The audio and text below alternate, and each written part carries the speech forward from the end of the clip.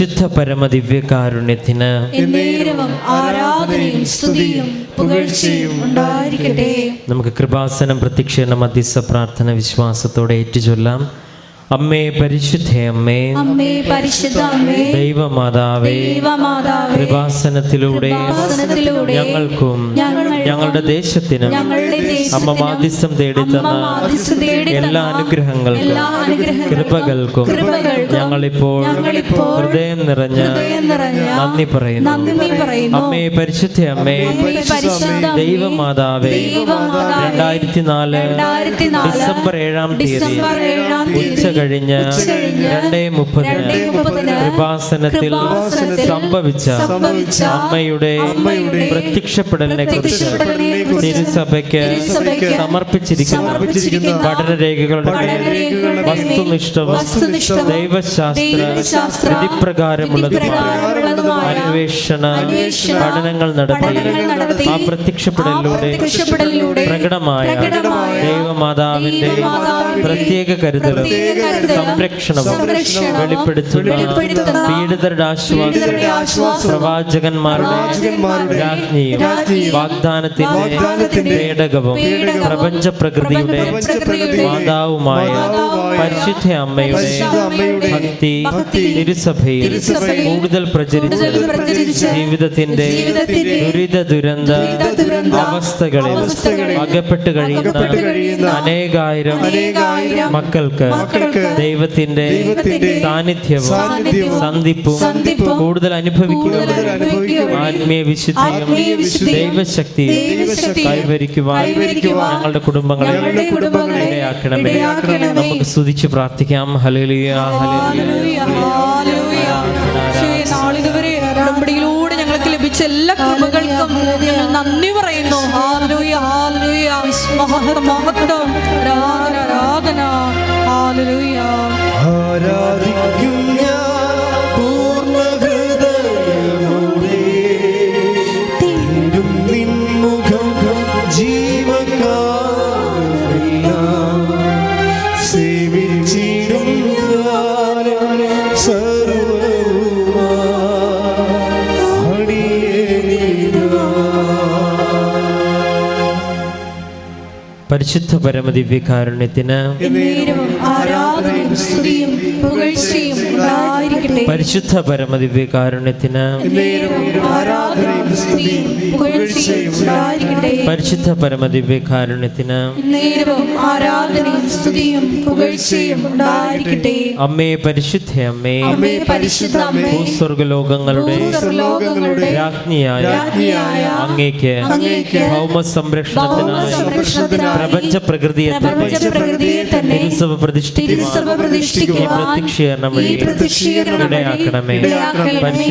പരിശുദ്ധ അമ്മേ, ജപമാല മാതാവേ, സകല കൃപാസന പ്രാർത്ഥനകളോട് ചേർത്ത് ഞങ്ങളിപ്പോൾ പ്രാർത്ഥിക്കുന്ന ഈ സമൂഹത്തിന്റെ പ്രത്യേക നിയോഗങ്ങൾ, നമ്മുടെ നിയോഗങ്ങൾ മൗനമായി നമുക്കിപ്പോൾ സമർപ്പിക്കാം.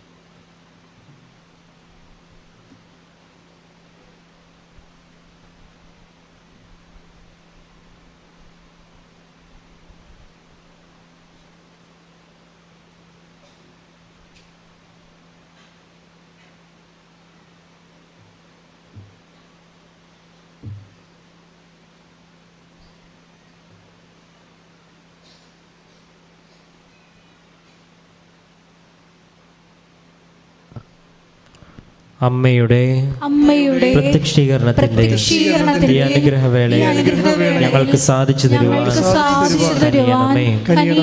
ആമേൻ. നമുക്ക് സ്തുതിച്ച് പ്രാർത്ഥിക്കാം.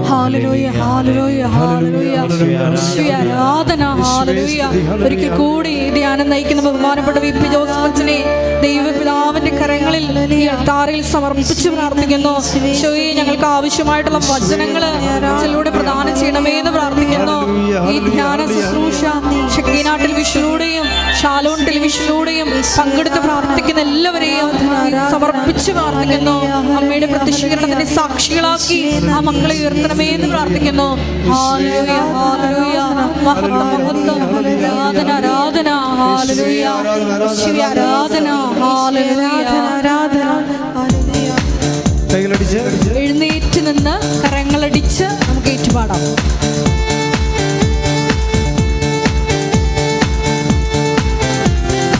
സന്തോഷത്തോടെ ദൈവസ്നേഹത്തോടെ എൻ്റെ വിഷയങ്ങളിൽ ദൈവമാതാവിൻ്റെ പ്രത്യേക മധ്യസ്ഥതയാൽ ദിവ്യകാരുണ്യനാഥനെ ഏറ്റെടുത്തു എന്നുള്ള ഉറച്ച ബോധ്യത്തോടെ നമുക്ക് പാടാം.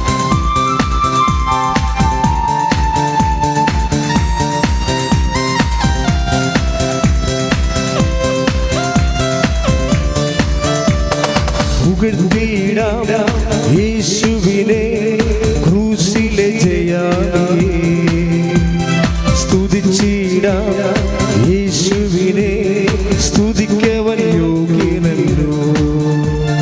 പുകഴ്ത്തിയിടാം യേശുവിനെ ക്രൂശിലെ ജയാളിയെ, സ്തുതിച്ചിടാം യേശുവിനെ സ്തുതിക്കവൻ യോഗ്യനല്ലോ. ആരാധിക്കാം യേശുവിനെ അധികാരമുള്ളവനെ, വണങ്ങിടാം ദൈവ കുഞ്ഞാടിനെ ആരിലും ഉന്നതനെ. ആരാധിക്കാം യേശുവിനെ അധികാരമുള്ളവനെ, വണങ്ങിടാം ദൈവ കുഞ്ഞാടിനെ ആരിലും ഉന്നതനെ. സ്തുതിക്കട്ടെ. ഹല്ലേലൂയ ഹല്ലേലൂയ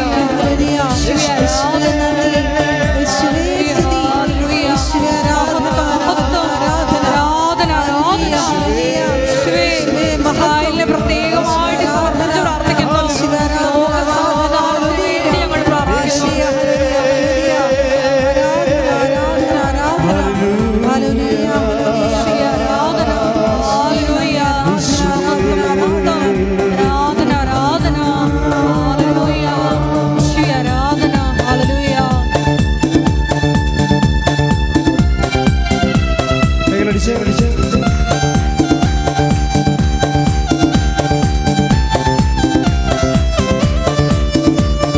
വിശ്വസിക്കാം യേശുവിനെ ഏകരക്ഷകനെ, ഏറ്റുപറയാം യേശുവിനെ കർത്താതി കർത്താവിനെ. വിശ്വസിക്കാം യേശുവിനെ ഏകരക്ഷകനെ, ഏറ്റുപറയാം യേശുവിനെ കർത്താതി കർത്താവിനെ. ആരാധിക്കാം യേശുവിനെ അധികാരമുള്ളവനെ, വണങ്ങിടാം ദൈവ കുഞ്ഞാടിനെ ആരിലും ഉന്നതനെ. ആരാധിക്കാം യേശു ക്രിസ്തുവിനെ അധികാരമുള്ളവനെ, വണങ്ങിടാം ദൈവ കുഞ്ഞാടിനെ ആരിലും ഉന്നതനെ. സ്തുതിക്കട്ടെ സ്തുതിക്കട്ടെ. ഹല്ലേലൂയ ഹല്ലേലൂയ ഹല്ലേലൂയ.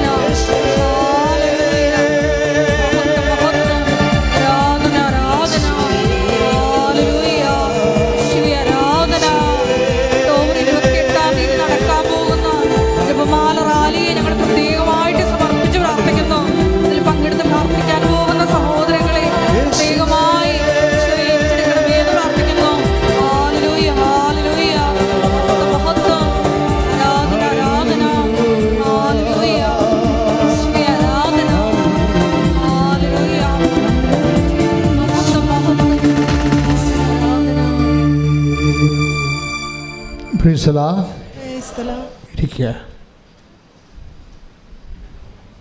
പരിശുദ്ധ പരമദിവ്യകാരുണ്യത്തിന് ആരാധനയും സ്തുതിയും പുകഴ്ചയും ഉണ്ടായിരിക്കട്ടെ. പരിശുദ്ധ പരമദിവ്യകാരുണ്യത്തിന് ആരാധനയും സ്തുതിയും പുകഴ്ചയും ഉണ്ടായിരിക്കട്ടെ. പരിശുദ്ധ പരമദിവ്യകാരുണ്യത്തിന് ആരാധനയും സ്തുതിയും പുകഴ്ചയും ഉണ്ടായിരിക്കട്ടെ. പ്രിയമുള്ളവരെ, നമ്മൾ ഉടമ്പടി ധ്യാനം എല്ലാ ചൊവ്വാഴ്ചയും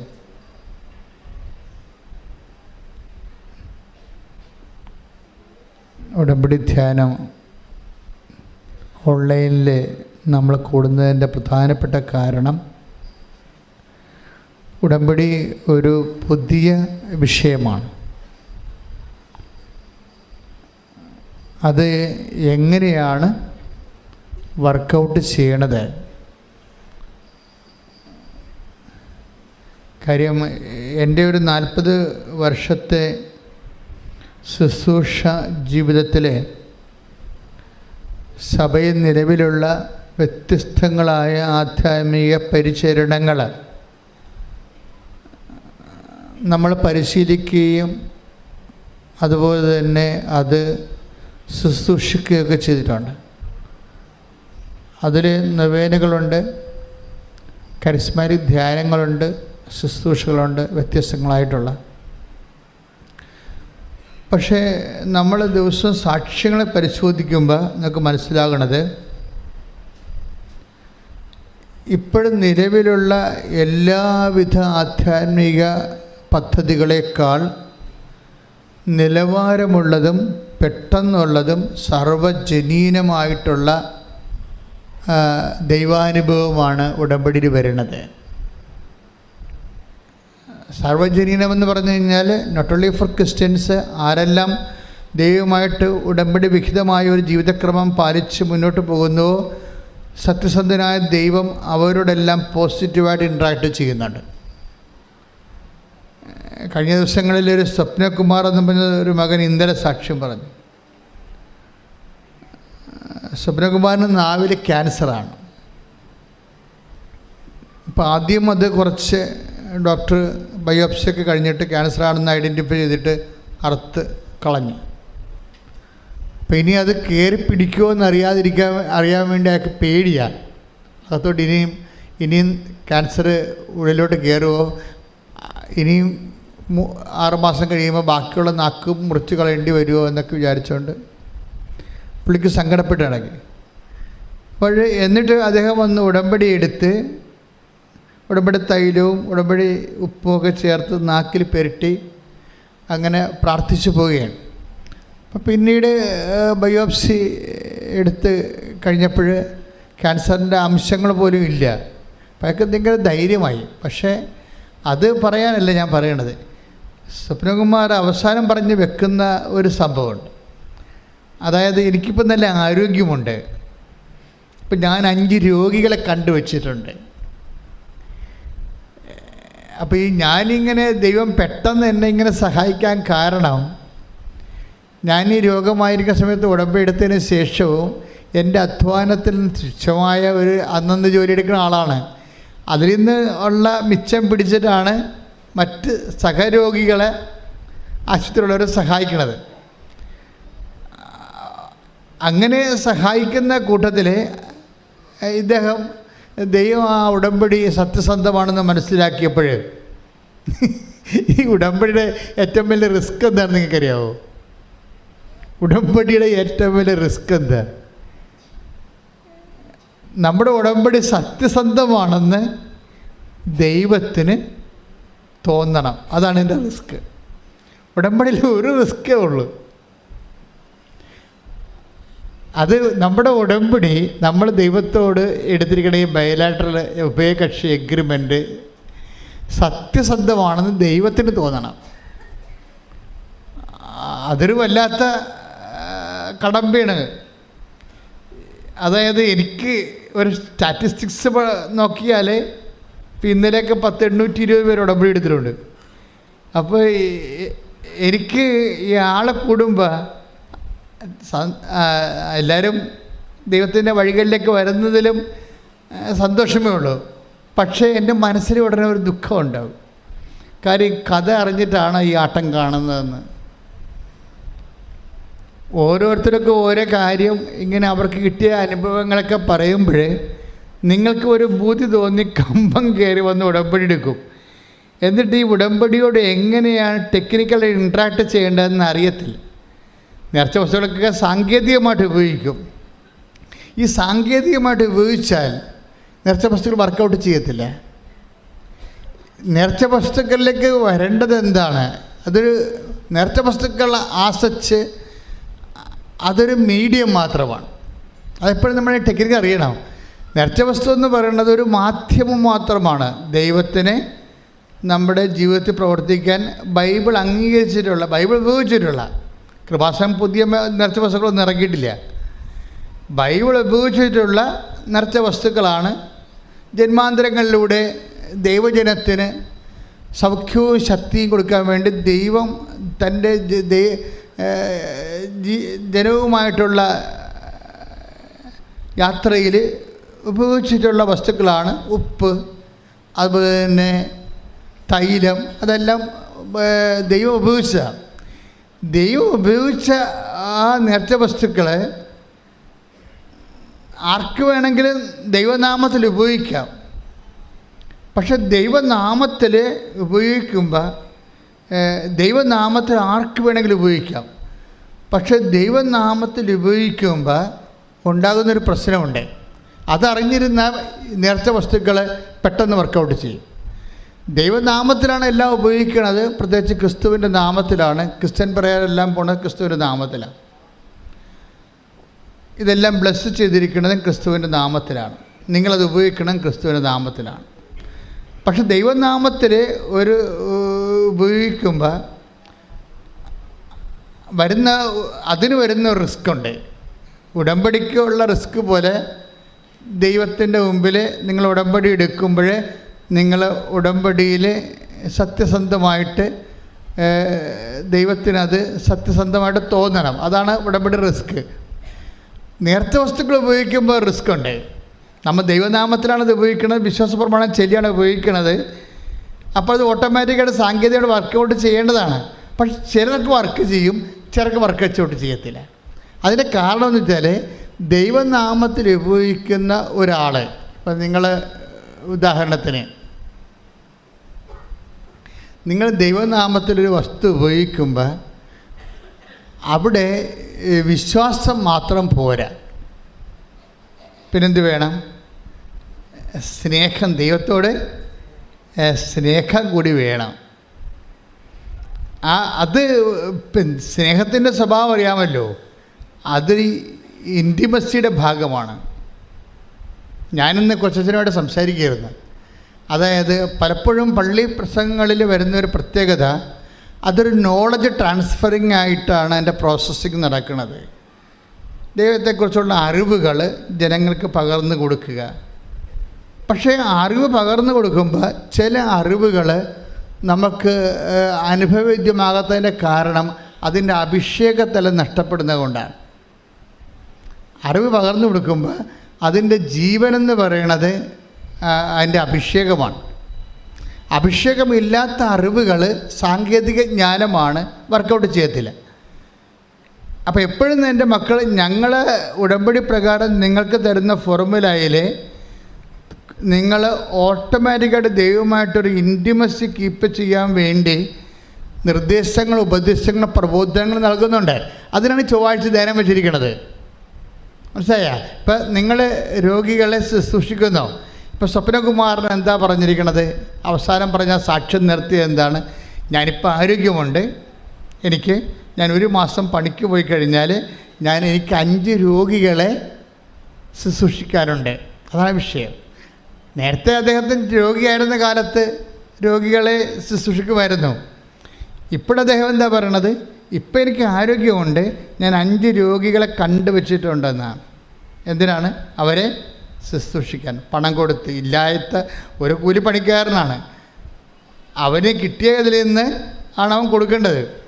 നിങ്ങളൊരു കാര്യം മനസ്സിലാക്കണം, സ്വപ്നകുമാർ ഒരു ക്രിസ്ത്യാനിയാണെന്ന് എനിക്ക് തോന്നുന്നില്ല. പക്ഷേ ക്രിസ്ത്യാനി ഇവിടെ ഉടമ്പടി എടുത്തിട്ടുണ്ട്. അർത്ഥയ്ക്ക് ഉപ്പതേക്കാതെ ഇപ്പോഴും പ്രത്യക്ഷീകരണ പ്രാർത്ഥന ചൊല്ലിയിരിക്കുന്നുണ്ട്.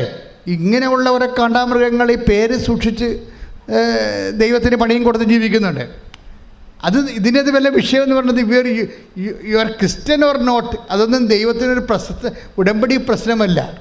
ഉടമ്പടിയിലെന്ന് പറയുന്നത് സത്യസന്ധമായിട്ട് ആരാണ് ദൈവത്തെ ആത്മാർത്ഥമായിട്ട് സ്നേഹിക്കണത്. അതുകൊണ്ടല്ലേ ആ മനുഷ്യൻ ക്യാൻസറായിട്ട് കിടന്നിട്ടും പിന്നെയും പോയി രോഗികളെ കാണുകയും അവർക്ക് വേണ്ട തൻ്റെ കയ്യിലുള്ളത് പങ്കുവെക്കുകയും അവരെ ആശ്വസിപ്പിക്കുകയും ചെയ്തത് എന്തുകൊണ്ടാണ്? ദൈവസ്നേഹം കൊണ്ടാണ്. ഇതെന്താ പ്രശ്നം വെച്ച് കഴിഞ്ഞാൽ ഇത് കാലാകാലങ്ങളിൽ തുടരണമെന്ന് ക്രിസ്തു ഉദ്ദേശിക്കുന്നുണ്ട്. കർത്താവിൻ്റെ കാലത്തുണ്ടായിരുന്നു. ഞാൻ കഴിഞ്ഞ പ്രാവശ്യം ധ്യാനിപ്പിച്ചപ്പോൾ എന്താ പറഞ്ഞ് നിർത്തിയത്? പഴയ നിയമ വെളിപാടുകളിലെല്ലാം ദൈവം കാർക്കശ്യക്കാരനാണ്. തിന്മകളുടെ വഴികളിൽ പോകുന്നവരെ ശിക്ഷിക്കുകയും അതേ തന്നെ ശാസിക്കുകയും ചെയ്യും. അത് ദൈവത്തിൻ്റെ റാത്തായിട്ട് വർക്കൗട്ട് ചെയ്യും, ക്രോധമായിട്ട്. എന്നിട്ട് ഈ റാത്ത് തന്നെയാണ് പുതിയ നിയമത്തിൽ ദൈവം കരുണയായിട്ട് മാറ്റണത്.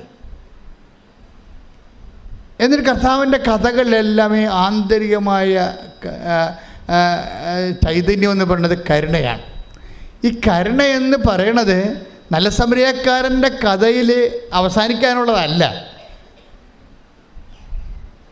നിത്യജീവൻ പ്രാപിക്കാൻ ഞാൻ എന്ത് ചെയ്യണമെന്ന് ചോദിച്ചപ്പോൾ യേശു നിയമജ്ഞനോട് മറുചോദ്യം ചോദിച്ചു, നിയമത്തിൽ എന്ത് എഴുതിയിരിക്കുന്നു?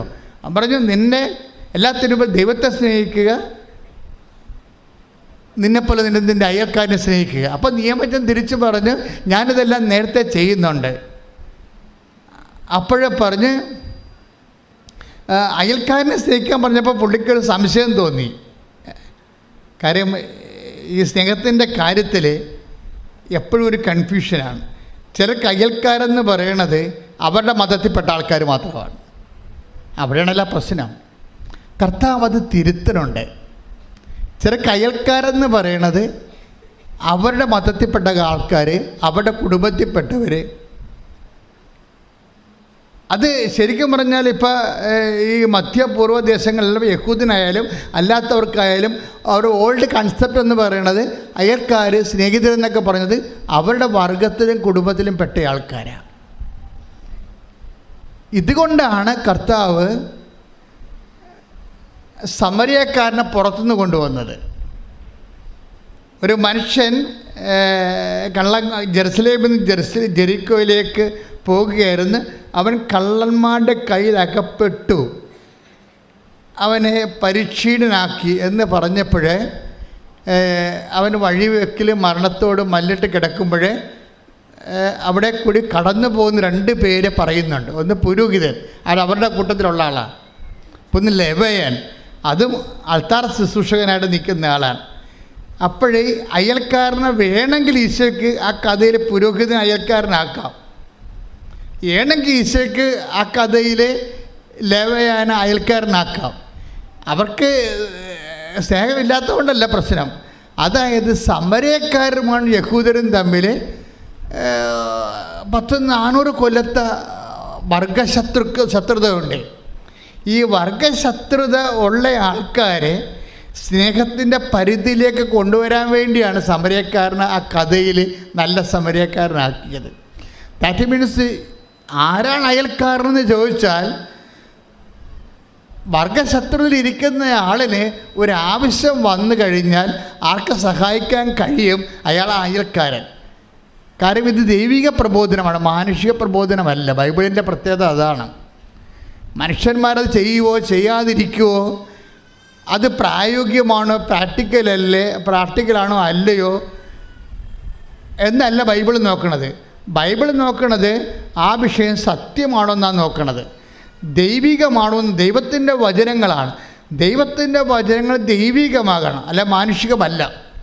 മാനുഷികമാണ് വചനമെന്നുണ്ടെങ്കിൽ നിൻ്റെ കുടുംബത്തിലുള്ളവരെ സഹായിച്ചാൽ മതി.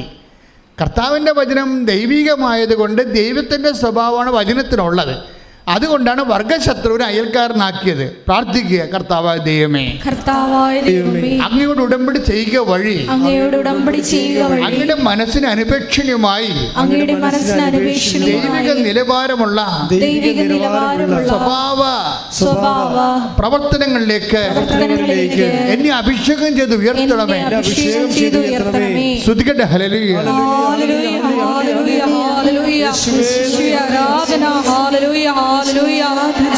ആവശ്യക്കാരിൽ എല്ലാവരെയും അയൽക്കാരായി സ്നേഹിക്കുവാൻ ആരാധനയിലൂടെ ഞങ്ങളെ സഹായിക്കണമേ.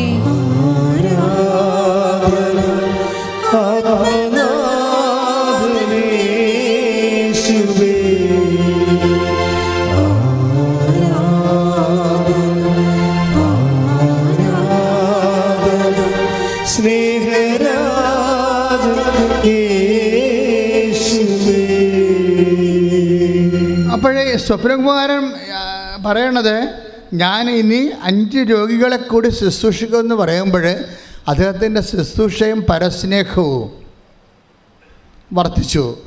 അപ്പോൾ എൻ്റെ അർത്ഥം ദൈവ പൈതലായി. ശുശ്രൂഷയും പരസ്നേഹവും ഒരു വ്യക്തിയെ വർദ്ധിച്ചാൽ ദൈവത്തിൻ്റെ വചനങ്ങൾ ആ വ്യക്തി സ്വാംശീകരിച്ചെന്നല്ല എൻ്റെ അർത്ഥം. ദൈവത്തിൻ്റെ വചനങ്ങൾ ഒരു വ്യക്തി സ്വാംശീകരിച്ച് കഴിഞ്ഞാൽ ആ വ്യക്തി ദൈവ പൈതലായി മാറി. ദൈവ പൈതലായി. ഒന്ന് പ്രാർത്ഥിച്ച്, കർത്താവേ, ദൈവത്തിൻ്റെ വചനം ചെയ്യാൻ റിസ്ക് ആണെങ്കിലും ദൈവസ്നേഹത്തോടെ ഏറ്റെടുത്ത് നിവൃത്തിയാക്കി ദൈവ പൈതലായി ഉടമ്പടിയിലൂടെ എന്നെ ഉയർത്തുന്നതിന് ഞാൻ എനിക്ക് നന്ദി പറയുന്നു. എന്നെ കൃപയിൽ നിലനിർത്തണമേ, എന്നെ കൃപയിൽ നിലനിർത്തണമേ. ശ്രദ്ധിക്കട്ടെ. ഹല്ലേലൂയ, ഹല്ലേലൂയ,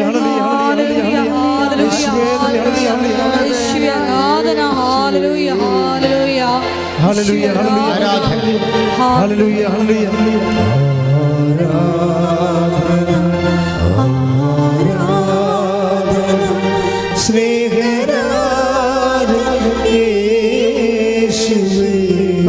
പരമദിവ്യകാരുണ്യത്തിന് നേരവും ആരാധനയും സ്തുതിയും പുകഴ്ചയും ഉണ്ടായിരിക്കട്ടെ. അത് 40 വർഷത്തെ വളർച്ചയാണ് 4 ദിവസം കൊണ്ടുണ്ടാകുന്നത്.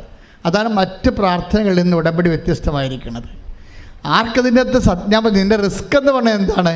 നിങ്ങളുടെ ഉടമ്പടി ദൈവം അംഗീകരിക്കണം. അതേ ഉള്ളു റിസ്ക്. ഉടമ്പടി ആകെപ്പാടുള്ള സിമ്പിൾ റിസ്ക്കേ ഉള്ളൂ. നിങ്ങൾ എടുത്തിരിക്കുന്ന ഉടമ്പടി സത്യമാണെന്ന് ദൈവത്തിന് തോന്നാം. അത്രയേ ഉള്ളൂ ഇതിനകത്ത്. ഇവിടുത്തെ അത് ഒരേ സമയം തന്നെ സിമ്പിളാണ്, അതേസമയം തന്നെ കോംപ്ലിക്കേറ്റഡ് ആണ്. കാര്യം എന്താണ്? നമ്മുടെ സത്യസന്ധത ദൈവത്തെ തോന്നിപ്പിക്കാൻ നമ്മൾ ചിലപ്പോൾ ഏറെ ദൂരം സഞ്ചരിക്കേണ്ടി വരും. അതാണ് വിഷയം. നമ്മുടെ സത്യസന്ധത ദൈവത്തിന്. നിങ്ങളെ ഇപ്പോൾ കഴിഞ്ഞ ദിവസങ്ങളിൽ ഒരു സാക്ഷ്യം ഉണ്ടായിരുന്നു, നീതു ചെന്നിത്തല. ഒരു പ്രാവശ്യം നമ്മൾ പറഞ്ഞതാണത്. എങ്കിലും ഞാനിപ്പോൾ അത് ഓർക്കാൻ കാര്യം ഈ സബ്ജക്റ്റ് വൈസാണ് ഓർക്കുന്നത്. നീതു വർഷങ്ങളായിട്ട് മക്കളില്ലാത്ത ആളാണ്. പക്ഷേ ഈ നീതു എങ്ങനെ കുഞ്ഞുങ്ങളെ കിട്ടിയത്? നീതു ഉടമ്പടി എടുത്തപ്പോൾ തന്നെ പ്രഗ്നൻ്റായി. വർഷങ്ങളായിട്ട് മക്കൾ 3 അബോർഷൻ കഴിഞ്ഞ ആളാണ്. ആ കുഞ്ഞിനെ പ്രസവിച്ചവർക്ക് കിട്ടുകയും ചെയ്ത്. എങ്ങനെയാണ് ഇങ്ങനെ പെട്ടെന്ന് കിട്ടിയത്? നമ്മൾ ഉടമ്പടി എടുക്കുമ്പോൾ തന്നെ പലർക്കും അങ്ങനെ.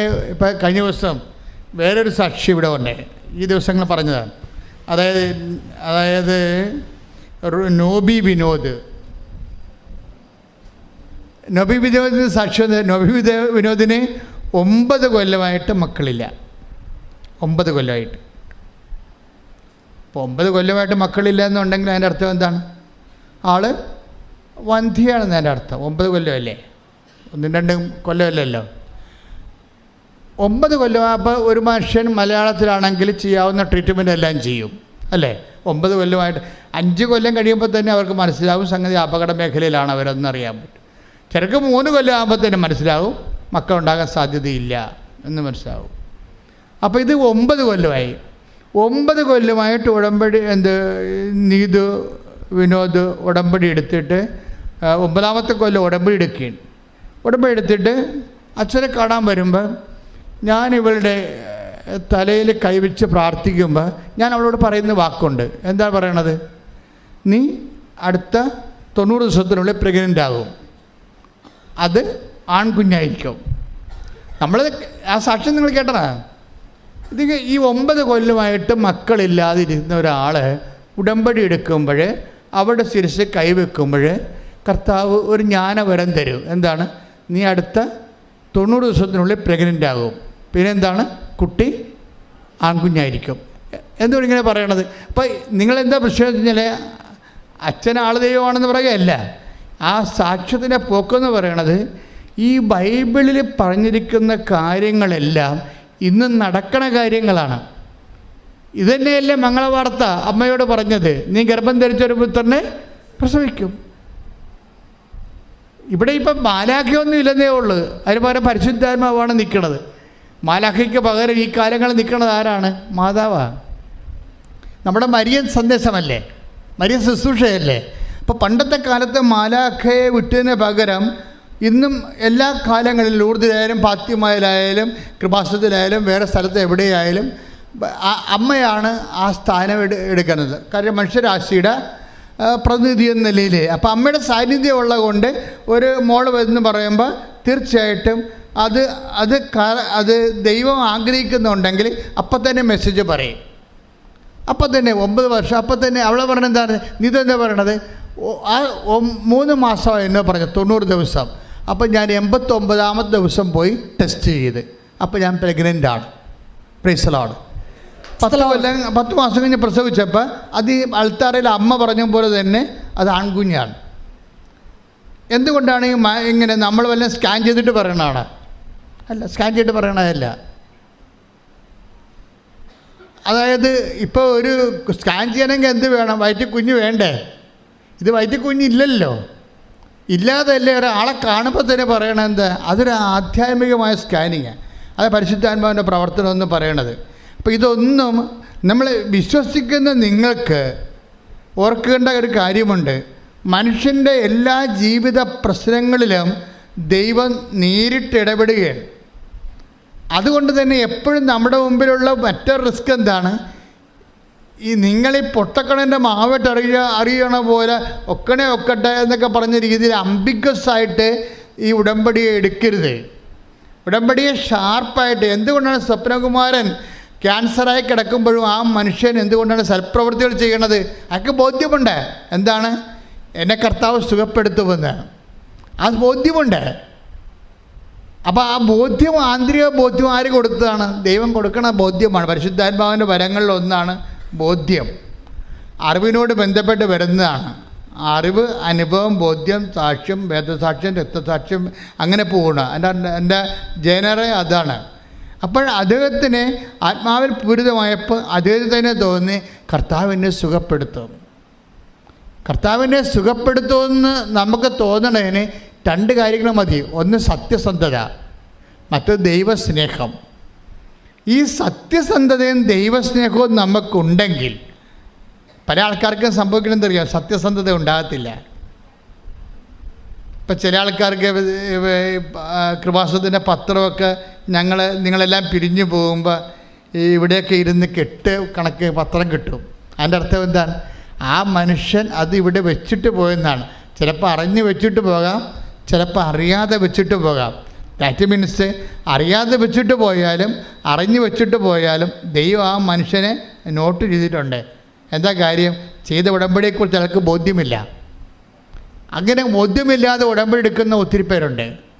അതുകൊണ്ട് തന്നെ അവർ ലാഗ് ചെയ്യും, പത്രം കൊടുക്കാൻ ലാഗ് ചെയ്യും. നിങ്ങൾക്കറിയാമല്ലോ പത്രം എന്ന് പറയുന്നത് എന്താണ്? അതായത് കർത്താവിനെ അറിയാത്തവരെ അറിയിക്കുന്നതും അറിഞ്ഞവരെ ആഴപ്പെടുത്താൻ വേണ്ടി നമുക്ക് പ്രസംഗിക്കാൻ പറ്റുമോ? നിങ്ങൾക്ക് പ്രസംഗിക്കാൻ പറ്റുമോ? പാടാണ്. അപ്പോൾ അതിന് ചാതുര്യമില്ല, ആൾക്കാർക്ക് പറഞ്ഞ് ബോധ്യപ്പെടുത്താൻ പറ്റത്തില്ല. പക്ഷേ സാക്ഷികൾ നോക്കിയാൽ മനസ്സിലാകത്തില്ലേ?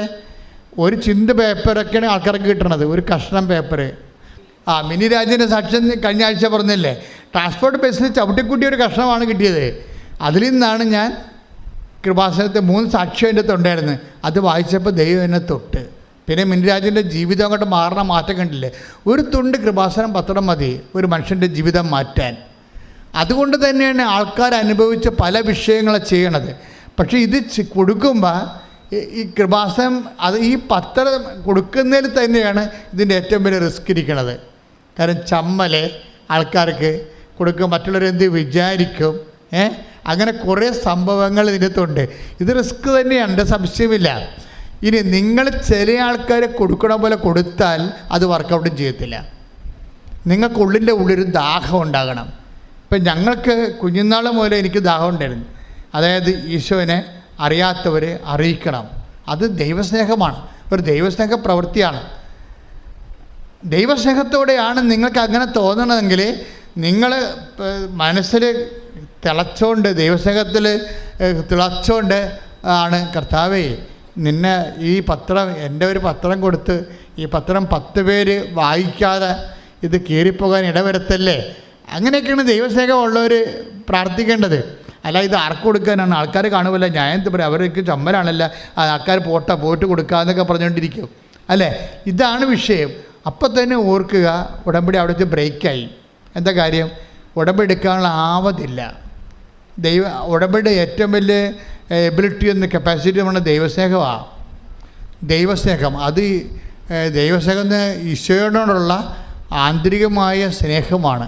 നിങ്ങൾക്ക് ആന്തരികമായ സ്നേഹം ഉണ്ടെങ്കിൽ, ഇല്ലെങ്കിൽ എൻ്റെ മക്കൾ ഇത് കൊടുക്കുമ്പോൾ കർത്താവേ ഞാനിത് കൊടുക്കുകയാണ്, ഇതനുസരിച്ച് എനിക്ക് നിന്നോട് ആന്തരികമായ സ്നേഹം വർദ്ധിപ്പിക്കണം. പ്രാർത്ഥിച്ച് കർത്താവേ ഞാൻ ഉടമ്പടി നിവർത്തിക്കുക വഴി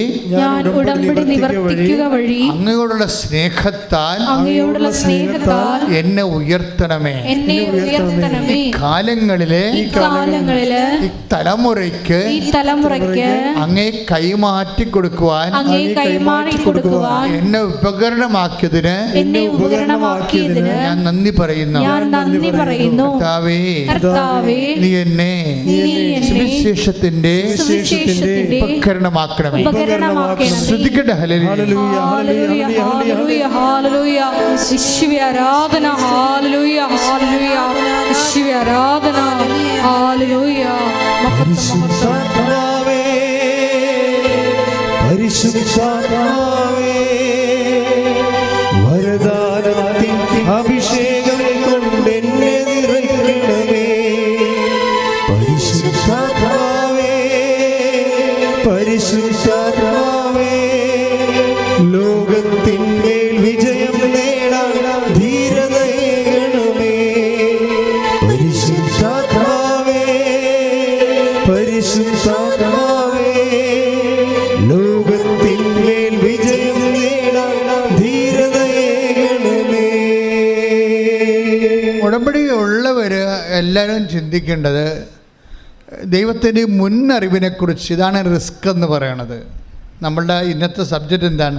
ഉടമ്പടിയുടെ റിസ്ക്. അത് സാഹസികത. ഇതിൻ്റെ പിന്നിലുള്ള നമ്മൾക്ക് വരുന്ന സാഹസികത. അതിനകത്ത് വരുന്നത് എന്താണ്?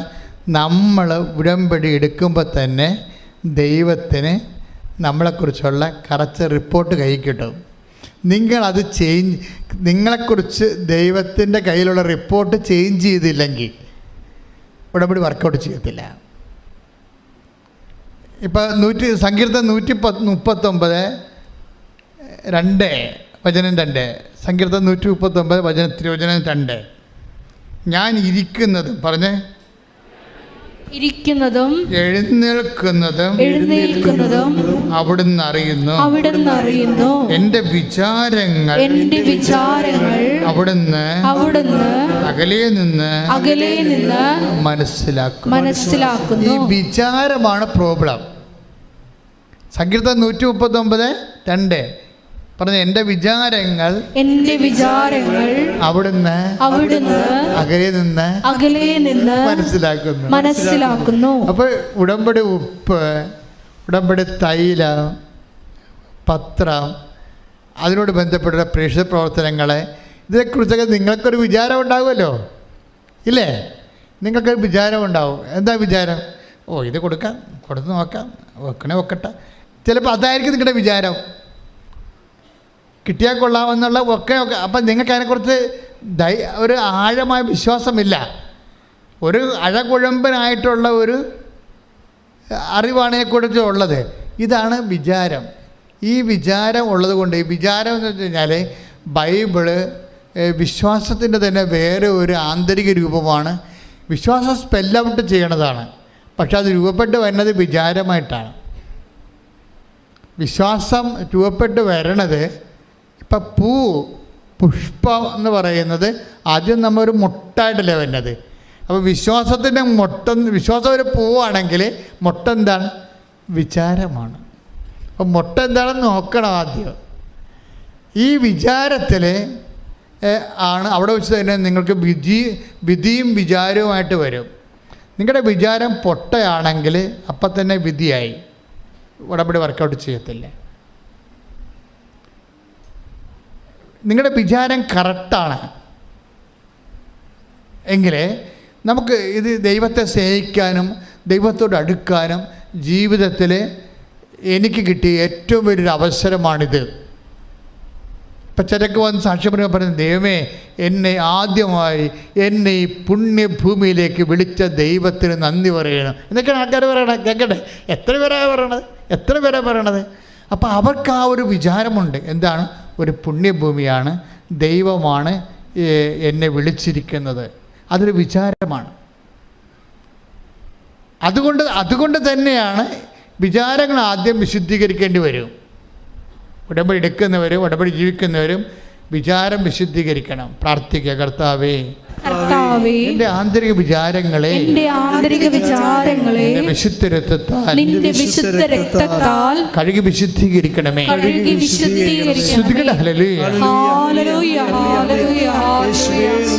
പ്രഭാഷണം 17:19. സ്തുതിക്കട്ടെ. ഹല്ലേലൂയ.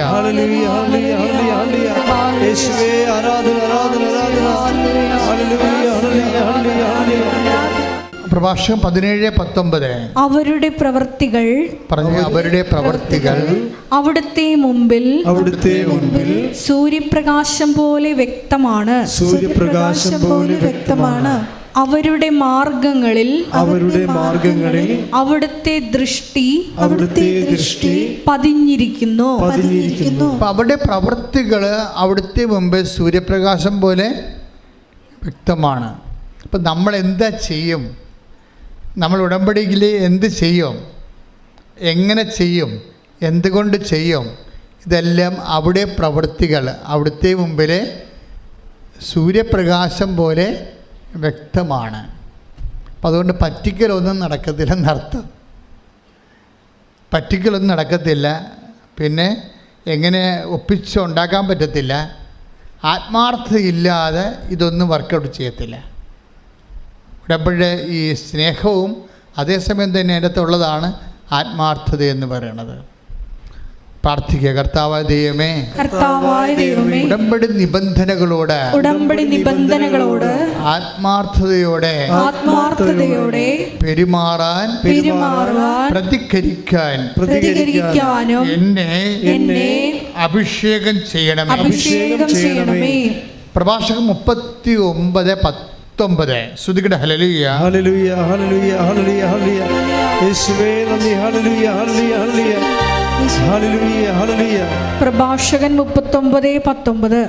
മർത്യന്റെ പ്രവൃത്തികൾ അവിടുന്ന് കാണുന്നു, അവിടുത്തെ ദൃഷ്ടിയിൽ നിന്ന് ഒന്നും മറഞ്ഞിരിക്കുന്നില്ല. Price the Lord.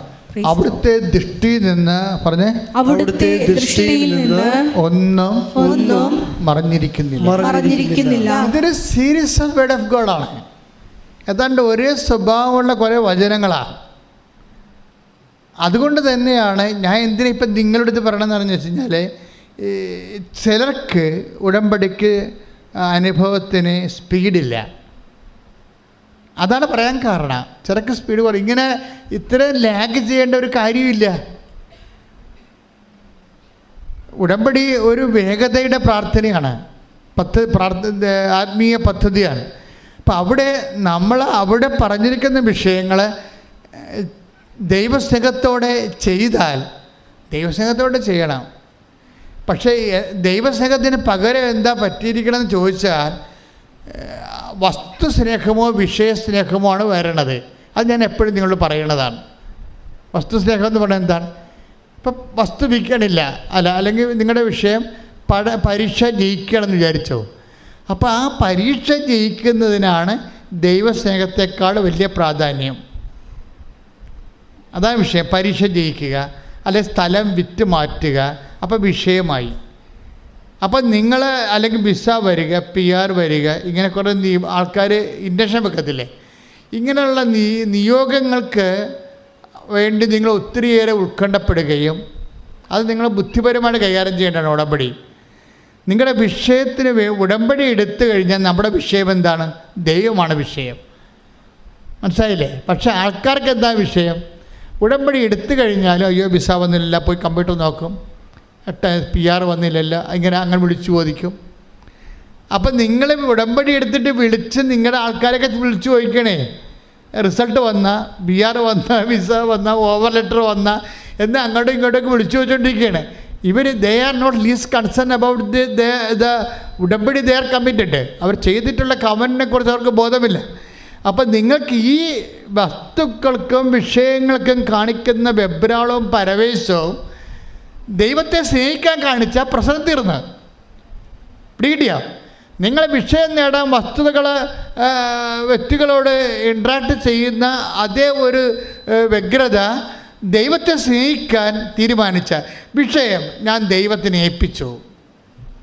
അത്രയേ ഉള്ളൂ. എൻ്റെ കണ്ണുനീര്, എൻ്റെ ഭാരം, അതെന്ത് തന്നെയായാലും, ഒന്നുമില്ലെങ്കിൽ പൊട്ടന്മാരെ ഞാനൊരു കാര്യം പറയട്ടെ, ഈ ലോകത്ത് ഏറ്റവും കൂടുതൽ ദൈവം ഇടപെട്ടൊരു അൾത്താറാണിത്. അത് എനിക്ക് മനസ്സിലാകാം. എന്നോട് ആദ്യമൊക്കെ എൻ്റെ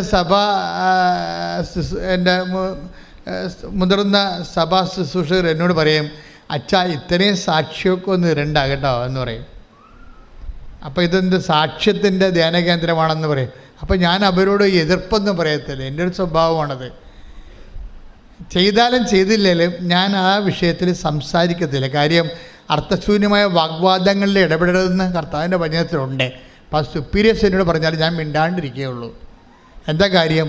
ഉടമ്പടിക്ക് അത് പുതിയ പദ്ധതിയാണ് ദൈവത്തിൻ്റെ. അതിന് വേണ്ട സ്ഥിരീകരണം എന്താ വേണ്ടത്? സാക്ഷ്യമാണ് വേണ്ടത്. സാക്ഷ്യമല്ലാതെ നമ്മൾ എന്ത് ഉടമ്പടി പറഞ്ഞിട്ടും കാര്യമില്ല. ഇതെന്ത് വർക്കൗട്ട് ചെയ്തതെന്ന് അറിയണം. ഉടമ്പടി കുറച്ച് കാലം പിന്നപ്പെട്ടപ്പോൾ തന്നെ 10,000 സാക്ഷ്യങ്ങളായി. 10,000 സാക്ഷ്യങ്ങളെന്നല്ല പറയേണ്ടത്. ഒരു രോഗസൗഖ്യവും അല്ലെങ്കിൽ മദ്യപാനവും അല്ലെങ്കിൽ ജീവിതം നവീകരണവും എന്നുള്ള മിനിമം ആധ്യാത്മിക അനുഭവത്തിൽ നിന്ന് ഒരു മനുഷ്യൻ അനുഭവിക്കുന്ന ഈ സൂര്യന് താഴെ അനുഭവിക്കുന്ന എല്ലാ പ്രശ്നങ്ങളിലും ദൈവം ഇടപെടാൻ പറ്റിയ ഏറ്റവും ലളിതവും സുശക്തവുമായ ഒരു മാർഗമായി ഈ ദിവസങ്ങളിലുള്ളിൽ ഉടമ്പടി ഉയർത്തപ്പെട്ടതിന് ദൈവത്തെ നന്ദി പറഞ്ഞിട്ട് സ്തുതിക്കട്ടെ. ഹല്ലേലൂയ.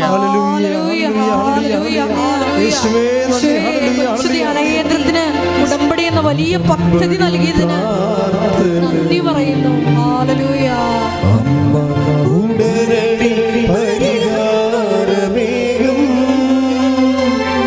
ഉടമ്പടി പ്രാർത്ഥനയിൽ അമ്മ ഉടനടി പരിഹാരമേകും. അവൻ പറയുന്നത് ചെയ്തിടും. ജീവിതം ധന്യമായി തീർന്നിടും. അപ്പോൾ ഈ നമ്മൾ എന്തിനാണ് ഉടമ്പടി ധ്യാന പ്രബോധനങ്ങൾ വെക്കണം? എന്തുകൊണ്ടാണെന്ന് വെച്ചാൽ ഈ ഉടമ്പടി അനുവർത്തിക്കുമ്പോൾ ഒരു വ്യക്തിക്കുണ്ടാകേണ്ട അടിസ്ഥാന മനോഗുണങ്ങളുണ്ട്. അതിലൊന്നാണ് ദൈവസ്നേഹം, പിന്നെ എന്താണ്? സത്യസന്ധത. ഇത് രണ്ടും കറക്റ്റ് ചെയ്താൽ തന്നെ ഉടമ്പടി ഉടനെ പോകാൻ തുടങ്ങും. ദൈവസ്നേഹവും സത്യസന്ധതയും.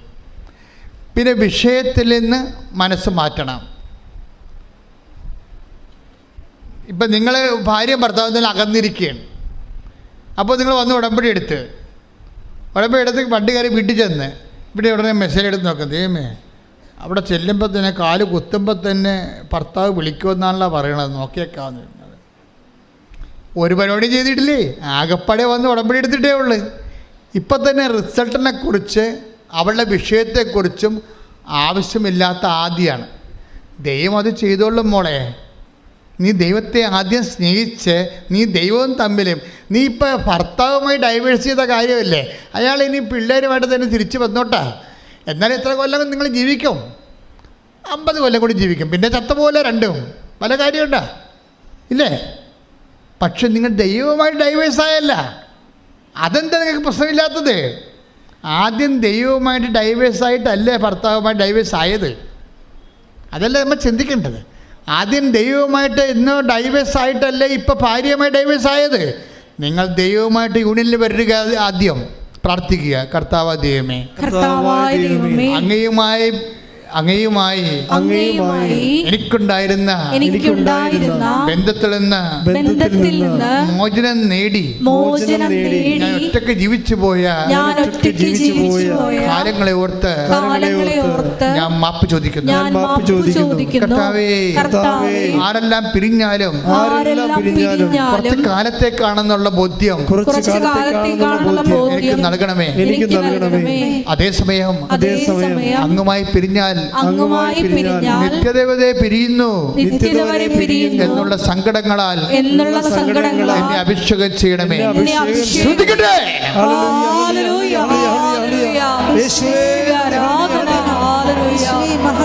മഹത്വം, ആരാധന, ആരാധന.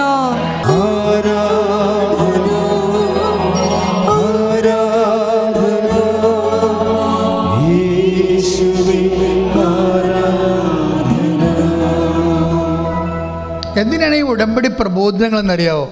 ഇങ്ങനെയുള്ള ഉടമ്പടിയുടെ മുന്നോട്ടുള്ള അതിൻ്റെ ചെയ്വനകളിലെ നമുക്കുണ്ടാകുന്ന പെശകുകളെ പരിഹരിച്ചുകൊണ്ട് അത് ക്വാളിറ്റേറ്റീവ് ഗുണനിലവാരം വർദ്ധിപ്പിക്കുക, അതേപോലെ തന്നെ എൻ്റെ സ്പീഡ് വർദ്ധിപ്പിക്കുക.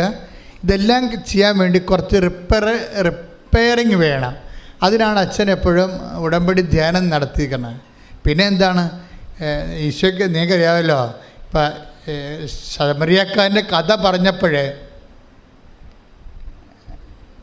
കർത്താവ് എന്താ പറഞ്ഞത്? നീയും പോയി അതുപോലെ ചെയ്യുക. അവൻ്റെ ചോദ്യം എന്തായിരുന്നു? 10:25 ചോദ്യം എന്തായിരുന്നു? ലുക്കാൻ്റെ സുവിശേഷം.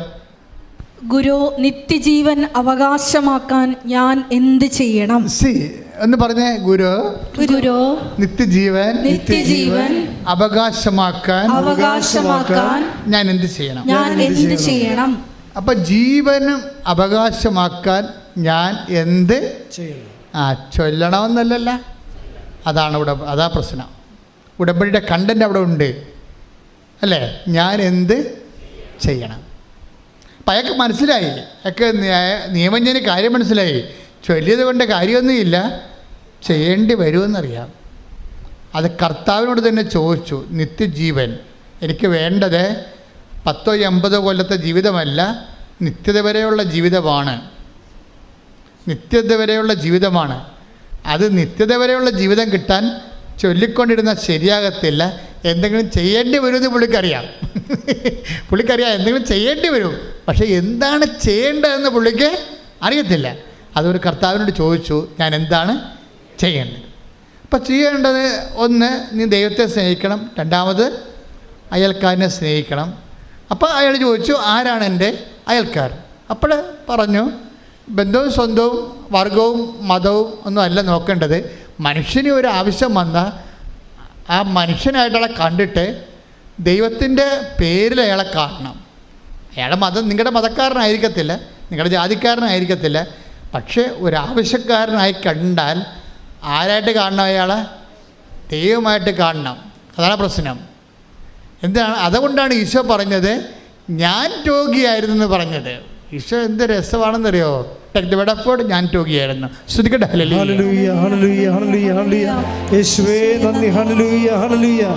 മത്തായി 25:36.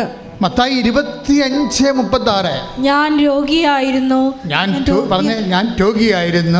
രോഗിയായിരുന്നു. നിങ്ങൾ എന്നെ സന്ദർശിച്ചു. നിങ്ങൾക്കറിയാമല്ലോ, ഞാൻ പണ്ട് 2013 വേളാങ്കണ്ണി അമ്മയെടുത്ത് നിൽക്കുന്ന സമയത്ത് അമ്മ എന്നോട് പറഞ്ഞു ഹോസ്പിറ്റൽ മിഷൻ എന്ന് പറഞ്ഞു. അപ്പോൾ ഞാൻ വിജയകുമാരൻ കൂടി ഇവിടെ വന്നിട്ടും പ്രേക്ഷകരെല്ലാം വിളിച്ചു കൂട്ടിയിട്ട് പറഞ്ഞു, ഹോസ്പിറ്റലിൽ പോകണം, അവിടെ ഒരു മിഷനുണ്ട്. അപ്പോൾ വിജയകുമാർ എന്നോട് ഞാനിത് ഹോസ്പിറ്റൽ മിഷൻ എന്ന് വേളാങ്കണ്ണി വെച്ച് പറഞ്ഞപ്പോൾ വിജയകുമാർ എന്നോട് പറഞ്ഞത്, നമ്മളിപ്പോൾ മിഷൻ ഹോസ്പിറ്റൽ സ്ഥാപിക്കേണ്ടി വരും അല്ലേ വെച്ചാണ് മിഷൻ ഹോസ്പിറ്റലിലെ. ഞാൻ പറഞ്ഞു, ആവശ്യത്തിന് ഹോസ്പിറ്റൽ കേരളത്തിലുണ്ട്. അതല്ല, ഹോസ്പിറ്റലിൽ പോയിട്ട് പതറിക്കിടക്കുന്ന ആൾക്കാർക്ക് പൈസ കൊടുക്കേണ്ട പൈസ കൊടുക്കണം, അതുപോലെ തന്നെ പണം കൊടുക്കണം, രോഗം അവർക്ക് പ്രത്യാശ കൊടുക്കേണ്ട പ്രത്യാശ കൊടുക്കണം. അങ്ങനെ ഓരോ 10-40 പേരെ വിളിച്ചിട്ട് ഞങ്ങൾ ഹോസ്പിറ്റൽ മിഷൻ തുടങ്ങി.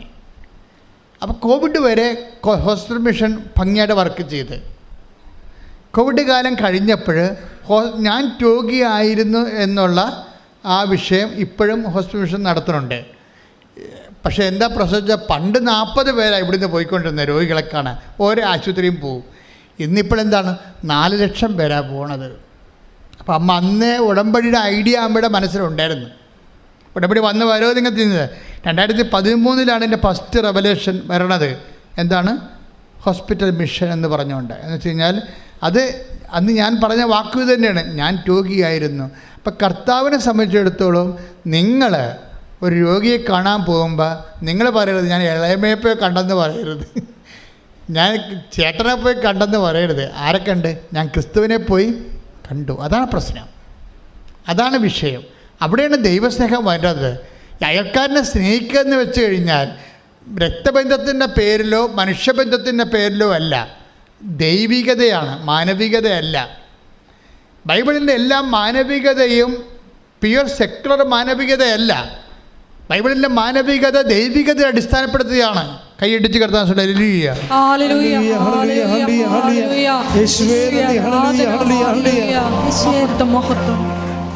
അത് ഇപ്പം ചില സെക്യുലർ സംഘടനകൾക്കെല്ലാം മാനവികതയ്ക്ക് പ്രാധാന്യം കൊടുത്തിട്ട് മനുഷ്യാവകാശമൊക്കെ പറയുന്ന ഫെഡറലായിട്ടുള്ള ആൾക്കാരുണ്ട്.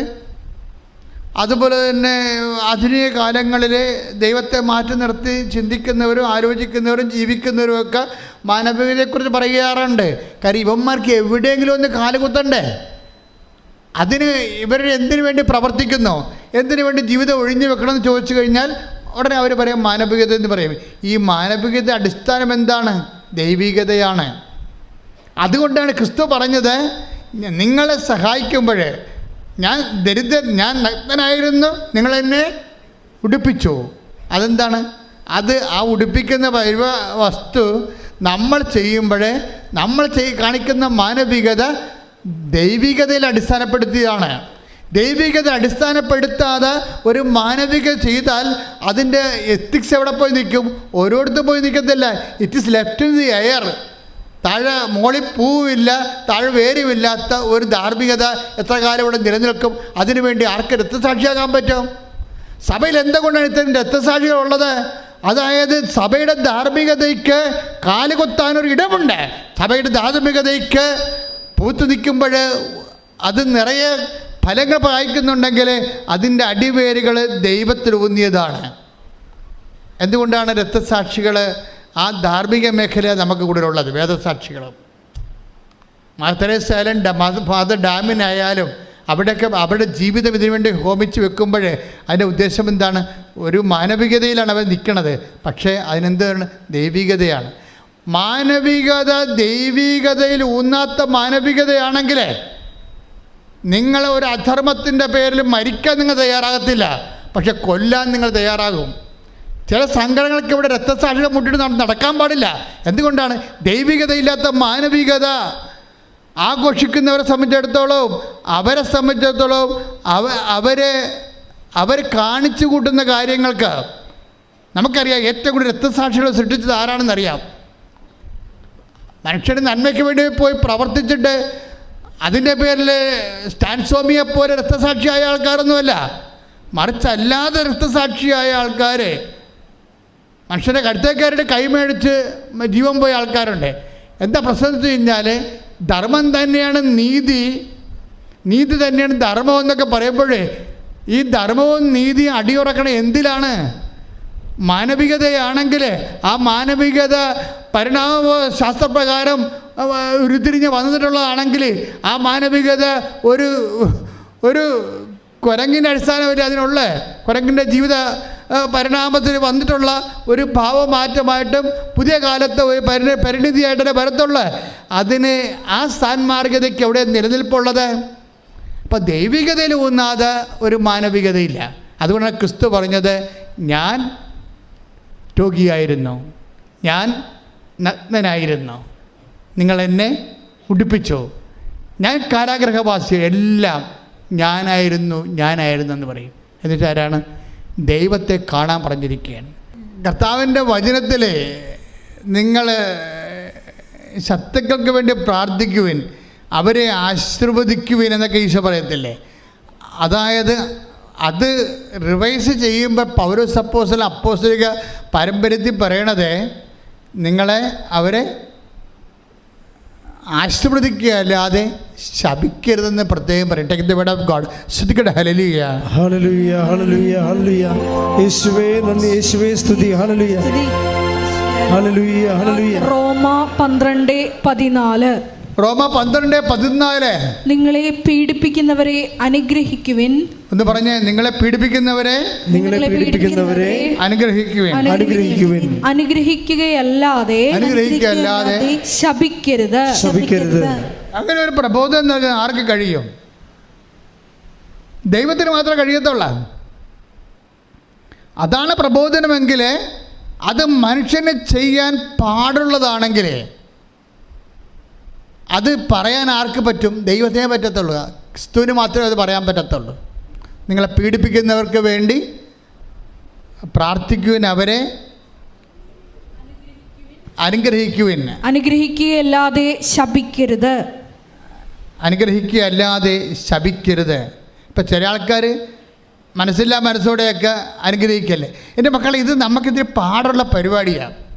നിങ്ങൾ ഉടമ്പടി എന്ന് പറയുമ്പോൾ 2 തിരിയും കത്തിച്ച് 2 പത്രവും കൊടുത്ത് കുറച്ച് പ്രത്യക്ഷീണ പ്രാർത്ഥനയും ചെയ്തുകൊണ്ടിരിക്കുന്ന മിനിമം പരിപാടിയുണ്ട് അതിൻ്റെ അകത്ത്. അതുകൊണ്ട് വർക്കൗട്ട് ചെയ്യും.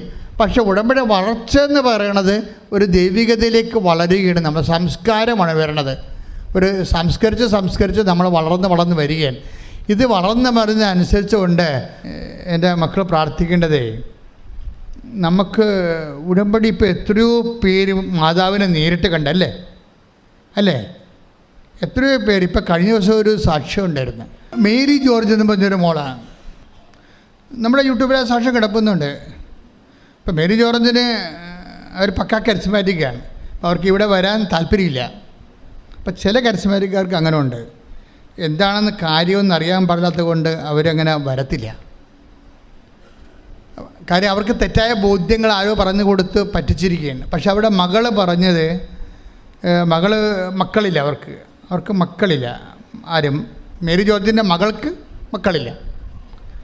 അപ്പോൾ അവളൊരു ധ്യാനത്തിൽ പോയപ്പോൾ അവിടെ ധ്യാനം കൂടിയപ്പോൾ IVF എടുക്കുന്നതിനെക്കുറിച്ച് പറഞ്ഞപ്പോൾ അവിടുത്തെ ധ്യാനഗുരു പറഞ്ഞു, ഈ 4 സിദ്ധാന്തം ഉണ്ടാക്കിയിട്ട് അതിൽ 3 കൊന്നു കളഞ്ഞിട്ട് 1 നിൻ്റെ വയറ്റിൽ വെച്ച് തരത്തുള്ളൂ. അപ്പം നീ കാരണം വേറെ 3 സിദ്ധാന്തങ്ങൾ സൈഗോട്ട് ഡാമേജ് ആയി പോകുമെന്ന് പറയും. അപ്പോൾ അവൾക്കൊരു ആന്തരിക ബുദ്ധി കിട്ടി. അവളൊരു തീരുമാനം എടുത്ത്. അവളെന്താ പറയണത്? അങ്ങനെയാണെങ്കിൽ ഞാൻ കാരണം 3 കുഞ്ഞുങ്ങൾ വേറെ നഷ്ടപ്പെട്ടു പോകുകയാണെങ്കിൽ അങ്ങനെ 3 കുഞ്ഞുങ്ങളെ കൊന്നിട്ട് എനിക്കൊരു കുഞ്ഞിനെ വേണ്ടെന്ന് പറഞ്ഞ് അവളൊരു തീരുമാനം എടുക്കും. എൻ്റെ മക്കളിൻ്റെ പ്രശ്നം ഇത് ഇപ്പം നോക്കി, ഈ കുട്ടി എന്താ പറയണത്? അവളൊരു 10, 22, 24 വയസ്സുള്ള കുട്ടിയാണ്. അവൾ പറയണത് എന്താണ്? ഈ IVF എടുത്തുകൊണ്ട് 3 കുഞ്ഞുങ്ങൾ 4 സൈഗോട്ടുകൾ ഉണ്ടാക്കിയിട്ട് അതിൽ 1 നമുക്ക് ആവശ്യമുള്ള ഗർഭപാത്രത്തിൽ വെച്ചിട്ട് ബാക്കി 3 കൊന്നുകളെന്ന് പറഞ്ഞില്ലേ, അതിനെ തട്ടിക്കളയെന്ന് പറയുമ്പോൾ അവളെന്താ തീരുമാനിച്ചിരിക്കുന്നത്?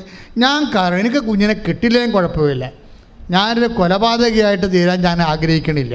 അതുകൊണ്ട് എൻ്റെ കർത്താവിൻ്റെ വചനം മാറ്റിയിട്ട് എനിക്ക് കുഞ്ഞിനെ കിട്ടില്ലെങ്കിൽ കുഴപ്പമില്ല, ഞാൻ കർത്താവിൻ്റെ കൃപ നഷ്ടപ്പെടുത്തി കളയത്തില്ല. അവളുടെ തീരുമാനമെടുത്ത്.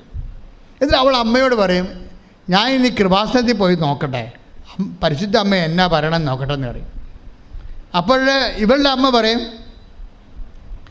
മേരി ജോർജ് പറയും, നീ കൃപാസനത്തിൽ പോകരുത്, അത് ചുമ്മാ തട്ടിപ്പൊക്കെ കൊണ്ടിരിക്കുകയാണ്. അവർക്കറിയത്തില്ലല്ല. അവരുടെ അച്ഛനെ വെള്ളംകണ്ടി പോയിട്ട് എന്തോ ദർശനം ഉണ്ടായെന്ന് പറഞ്ഞുകൊണ്ട് വന്ന് ആൾക്കാർക്ക് പത്രമൊക്കെ കൊടുത്ത് കാശ് മേടിക്കണമെന്ന് പറയും. അവരിങ്ങനെ പറയണതാണ് സംഭവം. അവർക്കതിനെക്കുറിച്ച് അറിയത്തില്ല. അപ്പോഴേ അവർ വിടത്തില്ല. പക്ഷേ എങ്കിലും അവൾ പറയില്ല, എനിക്കിപ്പോൾ എൻ്റെ അവസ്ഥ ഇതാണല്ല, ഇനി വേറെ കേരളത്തിൽ പോകാൻ സ്ഥലമില്ലല്ലോ, അതാണ് അവരുടെ മനസ്സിൽ പറയണത്. അതുകൊണ്ട് ഞാൻ ഇവിടെ വന്ന് നോക്കട്ടെ എന്ന് പറഞ്ഞു. ഇവിടെ വന്ന് അവൾ നോക്കി. അവളോട് വന്ന ഉടനെ ഉടമ്പടി എടുക്കും.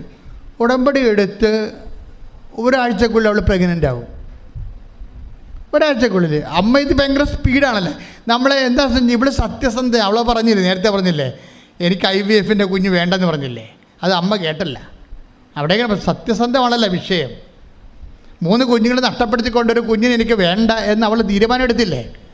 അപ്പോൾ അവൾ ഞാൻ കുഞ്ഞിലാ ജീവിച്ചോളാം, എൻ്റെ കർത്താവിനെ വേദനിപ്പിച്ചുകൊണ്ടും കൊല്ലരുതെന്ന് പറഞ്ഞ പ്രമാണം 5-ാം പ്രമാണം ലംഘിച്ചുകൊണ്ടും എനിക്ക് കുഞ്ഞിനെ വേണ്ട എന്ന് തീരുമാനം എടുത്തത് ദൈവം കേട്ട്. നിങ്ങൾക്കറിയാവില്ല ദൈവത്തിൻ്റെ സ്വഭാവം. നീ ഇരിക്കുന്നതും നിൽക്കുന്നതും എടുത്ത് ഒന്ന് വായിച്ച്, 139 ഒന്നൊരു വായിച്ചേ സങ്കീർത്തനം. ശ്രദ്ധിക്കട്ടെ. ഹല്ലേലൂയ ഹല്ലേലൂയ ഹല്ലേലൂയ ഹല്ലേലൂയ യേശുവേ നന്ദി. ഹല്ലേലൂയ ഹല്ലേലൂയ. 139 സങ്കീർത്തനം 2-ാം തിരുവചനം. ഞാൻ ഇരിക്കുന്നതും എഴുന്നേൽക്കുന്നതും അവിടുന്ന് അറിയുന്നു, എൻ്റെ വിചാരങ്ങൾ അവിടുന്ന് അകലെ നിന്ന് മനസ്സിലാക്കുന്നു. ഇതാ വിഷയം. അതായത് നമ്മളൊരു സംഭവം മനസ്സിൽ വിചാരിക്കുമ്പോഴും പറയുമ്പോഴും ഒക്കെ ദൈവം അത് കേൾക്കുന്നുണ്ടെന്നുള്ള ബോധം ഉണ്ടാകണം. അതെല്ലായിടത്തും ഉണ്ടാകണം. ദൈവത്തിനൊന്നും മറക്കാൻ പറ്റത്തില്ല. നീ എവിടെ പോയി ഒളിച്ചാൽ ആ താഴേക്ക് വായിച്ച് എൻ്റെ നടപ്പും കിടപ്പും അങ്ങ് പരിശോധിച്ചറിയുന്നു, എൻ്റെ മാർഗങ്ങൾ അങ്ങേക്ക് നന്നായി അറിയാം. ആകാശത്തിൽ കയറിയാൽ അങ്ങ് അവിടെയുണ്ട്, ഞാൻ പാതാളത്തിൽ കിടക്ക വിരിച്ചാൽ അങ്ങ് അവിടെയുണ്ട്. പ്രൈസ്. അതായത് നമ്മൾക്ക് ദൈവത്തിന് മുന്നിൽ മറഞ്ഞിരിക്കാൻ പറ്റത്തില്ല. ചില വിഡ്ഢിയുടെ പറയവേ, പിന്നെ 10,000 കോടി മനുഷ്യരല്ലേ, അവരിൽ നമ്മുടെ കാര്യം എങ്ങനെയാണ് ദൈവത്തിന് അറിയാൻ പറ്റുക? ജനക്കൂട്ടത്തിൽ ഒളിച്ച് നടക്കണ വിഡ്ഢികാന്മാരുണ്ടേ, ജനക്കൂട്ടത്തിൽ ഒളിച്ച് നടക്കണ വിഡ്ഢിയാന്മാരെ. നിങ്ങൾ പറയണത് ദൈവത്തിന് എങ്ങനെ അറിയാൻ പറ്റുമെന്നാണ്. നിങ്ങൾക്കറിയാമല്ലോ, ഈ ആൾക്കാർ നടക്കുന്ന കാര്യങ്ങൾ അറിയാൻ പാടില്ലേ? ആൾക്കാർ നടക്കും ഓരോ വ്യക്തിയെക്കുറിച്ചും, ഓരോ വ്യക്തിയുടെ ചിന്തകൾ, ചെയ്തികൾ, ആ വ്യക്തിയുടെ മൂവ്മെൻറ്റ്സ്, എല്ലാ കാര്യങ്ങളെക്കുറിച്ചും കർത്താവിൻ്റെ തിരുസന്നിധിയിൽ കൃത്യജ്ഞാനമുണ്ട്. അതുകൊണ്ട് തന്നെ എന്തുമാത്രം നമ്മൾ വിശുദ്ധിയോടെ ജീവിക്കുക. ഒന്ന് പ്രാർത്ഥിച്ച മക്കളെ. കർത്താവായ ദൈവമേ, സത്യസന്ധമായി ജീവിക്കാൻ, വിശുദ്ധിയോടെ സാക്ഷിയാകാൻ എനിക്ക് ആന്തരികമായ ശക്തി നൽകണമേ. അതായത് ഉടമ്പടി ദൈവമായിട്ടുള്ള ഒരു ഇൻട്രാക്ഷനുള്ള പേഴ്സണൽ പ്രസൻസ് ഫീൽ ചെയ്യുന്ന ഏറ്റവും വലിയ ഒരു പ്രാർത്ഥനാ പദ്ധതിയാണ്. കാര്യം ഇപ്പം കഴിഞ്ഞ വർഷത്തിൽ ഞാൻ ഈ വരുന്ന മേരി ജോർജിൻ്റെ സാക്ഷ്യം തന്നെ കേൾക്കാം. ആ മകള് കുഞ്ഞുമായിട്ടാണ് വന്ന് സാക്ഷ്യം പറഞ്ഞു. അതൊക്കെ പെട്ടെന്ന് നടക്കുന്ന കാര്യങ്ങളാണ്. അവൾ ഓക്കെ ആയത് കാരണം, അവൾ വിശ്വാസപരമായിട്ട് ഓക്കെയാണ് ആൾ. അത് കാരണം അമ്മ ഒന്നും കാണിക്കില്ല, അമ്മ കുഞ്ഞിനെ കൊടുത്തു, വന്നപ്പോൾ തന്നെ കൊടുത്ത്. അത് നമ്മുടെ കുഞ്ഞുങ്ങൾ, നമ്മുടെ കടത്തിൻ്റെ പരിഹാരവും എല്ലാം അമ്മയുടെ കയ്യിലുണ്ട്. നിങ്ങൾക്ക് വരുമ്പോൾ തന്നെ കിട്ടണം. വരുമ്പോൾ തന്നെ കിട്ടണമെങ്കിൽ എന്താ മാർഗം? നിങ്ങൾ അതനുസരിച്ചൊന്ന് ജീവിതം ഒന്ന് ക്രമീകരിച്ചാൽ മതി. നിങ്ങളുടെ ഈ വിചാരങ്ങളാണ് പ്രോബ്ലം. എനിക്കങ്ങനെ തോന്നിയിരിക്കണത്. വിചാരങ്ങളാണ് പോണത്. എന്നുവെച്ചാൽ നിങ്ങൾ ഇപ്പോൾ ഓരോരോ സ്ഥലത്ത്, ഇപ്പോൾ കഴിഞ്ഞ ദിവസങ്ങളിലൊരു സാക്ഷ്യം പറഞ്ഞു. എന്താ? നൈസി വെട്ടക്കലിൻ്റെ സാക്ഷ്യം എന്താ? അവൾ ഇതിലെ കൂടി പോകുമ്പോൾ മാതാവിനെ കാണുമ്പോൾ തിരിഞ്ഞു കളയും. ഇതിലെ കൂടി ബസ്സിന് പോകുമ്പോഴേ കിഴക്കേട്ട് നോക്കുക, മാതാവിനെ കാണുമ്പോൾ തിരിഞ്ഞു കളയും അവൾ. എന്താ കാര്യം? അവൾ ഉടമ്പടി എടുത്ത പാർട്ടിയാണ്. ഉടമ്പടി എടുത്ത ഒരു ആളാണ്. മാതാവിനെ കാണുമ്പോൾ തിരിഞ്ഞു കളയും. വേറെ അസുഖമൊന്നുമില്ല. എന്താണ് മാതാവിനെ കാണുമ്പോൾ തിരിഞ്ഞു കളയാൻ കാരണം? അവൾക്ക് ഇസ്രയേലിൽ പോകാൻ വേണ്ടിയാണ് അവൾ ഉടമ്പടി എടുത്തിരിക്കുന്നത്. നൈസി വെട്ടക്കൽ സാക്ഷ്യം കേട്ടല്ലേ? അല്ലേ? ആ, ഇസ്രയേലിൽ ഉടമ്പടി എടുത്ത. പക്ഷേ എന്നാ സംഭവിച്ചിരിക്കണത്? പോകാൻ വേണ്ടി വണ്ടിയൊക്കെ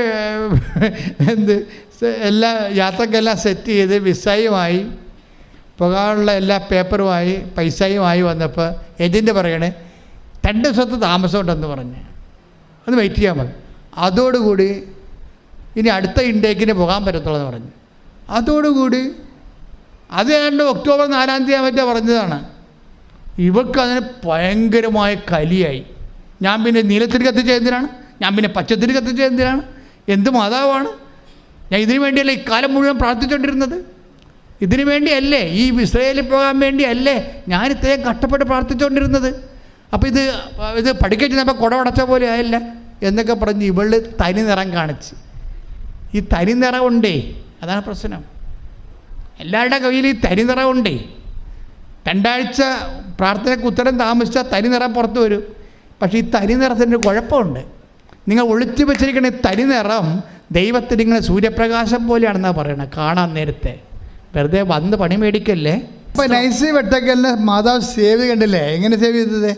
അതായത് ഒക്ടോബർ 4-ാം തീയതി യാത്ര മുടക്കി. അപ്പം അന്ന് യുദ്ധമില്ലേ? അന്ന് യുദ്ധമില്ല. പക്ഷെ അമ്മയ്ക്കറിയാം യുദ്ധം നടക്കാൻ പോണെന്ന്. അതാണ് വിഷയം. നീ നടക്കുന്നത് ഞാൻ അറിയുന്നു. നിന്റെ ആന്തരിക വിചാരം. Take the word of God, read it again. 139 സങ്കീർത്തനം 2-ാം തിരുവചനം. 139 സങ്കീർത്തനം 2. ഞാൻ ഇരിക്കുന്നതും എഴുന്നേൽക്കുന്നതും അവിടുന്ന് അറിയുന്നു. എൻ്റെ വിചാരങ്ങൾ അവിടുന്ന് അകലെ നിന്ന് മനസ്സിലാക്കുന്നു. എൻ്റെ നടപ്പും കിടപ്പും അങ്ങ് പരിശോധിച്ചറിയുന്നു. എല്ലാ വിഷയത്തിൻ്റെ മേലും ബ്ലൂ പ്രിൻ്റ് കയ്യിലുണ്ടെന്നായി പറയണത്. മനസ്സിലായില്ലേ? എവിടുത്തെ നിങ്ങളുടെ തനി നിറത്തെക്കുറിച്ച് ഒരു അറിവുണ്ട്. ഇവൾ അമ്മയെ തെറി വിളിക്കുന്ന കാര്യം ഉറപ്പാണ്, നമുക്കറിയാം. യാത്ര ഒന്ന് മുടങ്ങിയാൽ അമ്മയെ തോന്നിയ മാസം പറയുമെന്നറിയാം നമ്മുടെ ജീവിതത്തിന്. പക്ഷെ ഇപ്പം എന്നാ പറ്റി? ഇപ്പം ആളിന് ഭയങ്കര സങ്കടമായി. എന്താണ്? ഈ ചെന്നവർക്ക് പുറത്തിറങ്ങാൻ പറ്റണില്ല.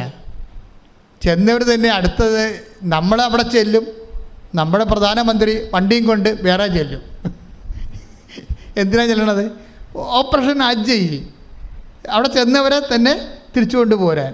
ഈ ഒരു കഥ അമ്മ നേരത്തെ അറിയണം എന്നാണ് പറയണത്. നീ നടക്കുന്നത് ഞാൻ അറിയുന്നു, നീ കിടക്കുന്നത് അറിയുന്നു, നിൻ്റെ ഓരോ വിചാരവും ഞാൻ അറിയുന്നു. അതുകൊണ്ട് സംരക്ഷണമാണ് ഉടമ്പടിയിലെ. ഉടമ്പടി നിനക്ക് സംരക്ഷണം തന്നിരിക്കുകയാണ്. അപ്പോൾ നീ ദൈവത്തിൻ്റെ സംരക്ഷണത്തിൻ്റെ അകത്താണ്. ഇതൊരു അയൺ ഡോമാണ് ശരിക്കും പറഞ്ഞാൽ ഉടമ്പടി. എന്താ കാര്യം? ഉടമ്പടി ദൈവം നിന്നെ സംരക്ഷിക്കുന്ന ഒരു വലയം തീർത്തിരിക്കുകയാണ്. പ്രാർത്ഥിക്കുക, കർത്താവായ ദൈവമേ, ഉടമ്പടി എന്ന വലിയ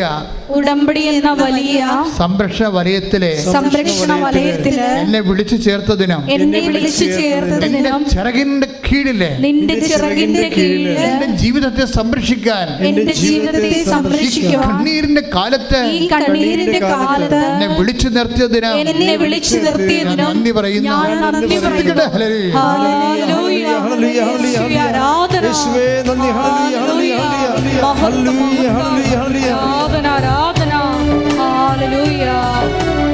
ഒന്ന് എഴുന്നേറ്റ് എല്ലാവരും എഴുന്നേറ്റ് ശ്രദ്ധിക്കട്ടെ. ഹല്ലേലൂയ, ഹല്ലേലൂയ, ഹല്ലേലൂയ. യേശുവേ നന്ദി. ഹല്ലേലൂയ. ഞങ്ങളുടെ ക്ലേശകാലത്ത് കൃപാസനം എന്ന കൂടാരത്തിൽ ഉടമ്പടിയുമായി ഞങ്ങളെ ബന്ധിപ്പിച്ചതിന് നന്ദി പറയുന്നു. ഹല്ലേലൂയ. യേശുവേ ആരാധന. ഹല്ലേലൂയ.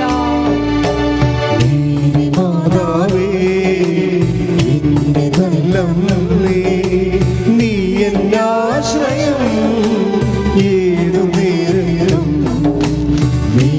മാതാവേ എൻ്റെ കല്ലം, നീ എൻ്റെ ആശ്രയം ഏതു നേരം. മനമിടറുമ്പോഴും സ്വരമിടറുമ്പോഴും എനിക്കു തണലായെന്നും അമ്മയുണ്ടല്ലോ. മനമിടറുമ്പോഴും സ്വരമിടറുമ്പോഴും എനിക്കു തണലായെന്നും അമ്മയുണ്ടല്ലോ.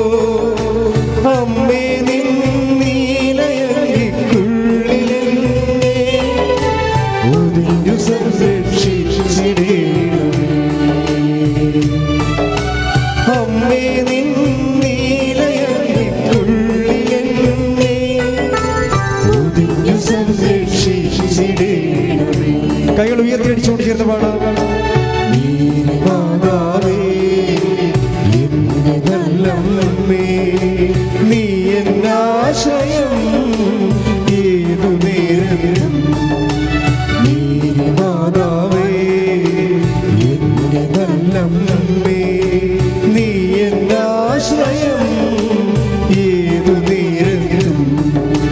മനമിടറുമ്പോഴും സ്വരമിടറുമ്പോഴും എനിക്കു തണലായെന്നും അമ്മയുണ്ടല്ലോ. മനമിടറുമ്പോഴും സ്വരമിടറുമ്പോഴും എനിക്കു തണലായെന്നും അമ്മയുണ്ടല്ലോ. അമ്മേ നിൻ നീലയങ്കിക്കുള്ളിലെന്നെ ഒതുങ്ങു സംരക്ഷിച്ചിടേണമേ.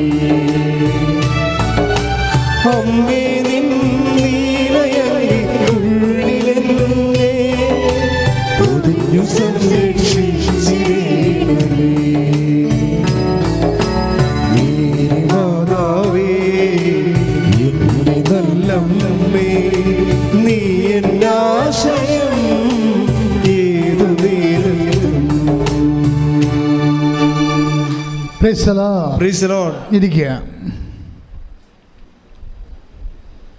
ഉടമ്പടിയുടെ ആന്തരിക പരിച്ഛേദങ്ങൾ നമ്മളെ കണ്ടുകൊണ്ടിരിക്കുകയാണ്. ഈ ധ്യാനം നിങ്ങളെ ശരിക്കും സഹായിക്കും.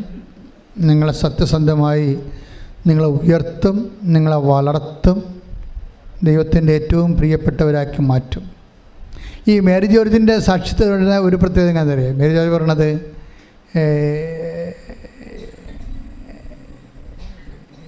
എനിക്ക് അപ്പം ഈ ആദ്യം മകൾ വന്ന് സാക്ഷ്യം ആദ്യം മകൾ വന്ന് ഉടമ്പടി എടുത്തിട്ട് മകൾ ചെന്ന് അവിടെ കാര്യങ്ങളൊക്കെ പറഞ്ഞപ്പോൾ മേരി ജോർജിൻ്റെ മനസ്സ് മാറിയായിരുന്നു. അവരും വന്ന് ഉടമ്പടി എടുത്ത് ഭയങ്കര തട്ടിപ്പാണെന്നൊക്കെ പറഞ്ഞിട്ട് അവർക്ക് കാര്യം മനസ്സിലായി. ഇത് ആൾക്കാർ നമ്മുടെ ശത്രുക്കൾ പറഞ്ഞ് പരത്തുന്ന കാര്യങ്ങളാണ്. അപ്പോൾ അവർ വന്ന് ഉടമ്പടി എടുത്ത് കഴിഞ്ഞപ്പോൾ ഈ മേരി ജോർജ് നേരിട്ട് ഉടമ്പടി എടുത്ത് കഴിഞ്ഞപ്പോൾ അവിടെ സാക്ഷി യൂട്യൂബിലുണ്ട്, നോക്കണേ. അവരുടെ പ്രശ്നങ്ങൾ, കുറേ പ്രശ്നങ്ങളുണ്ട് അവർക്ക്. അവർ പറയും ബൈബിൾ വായിക്കണമെന്ന് പറഞ്ഞപ്പോൾ ഞാൻ ബൈബിള് വായിക്കാറുണ്ട്,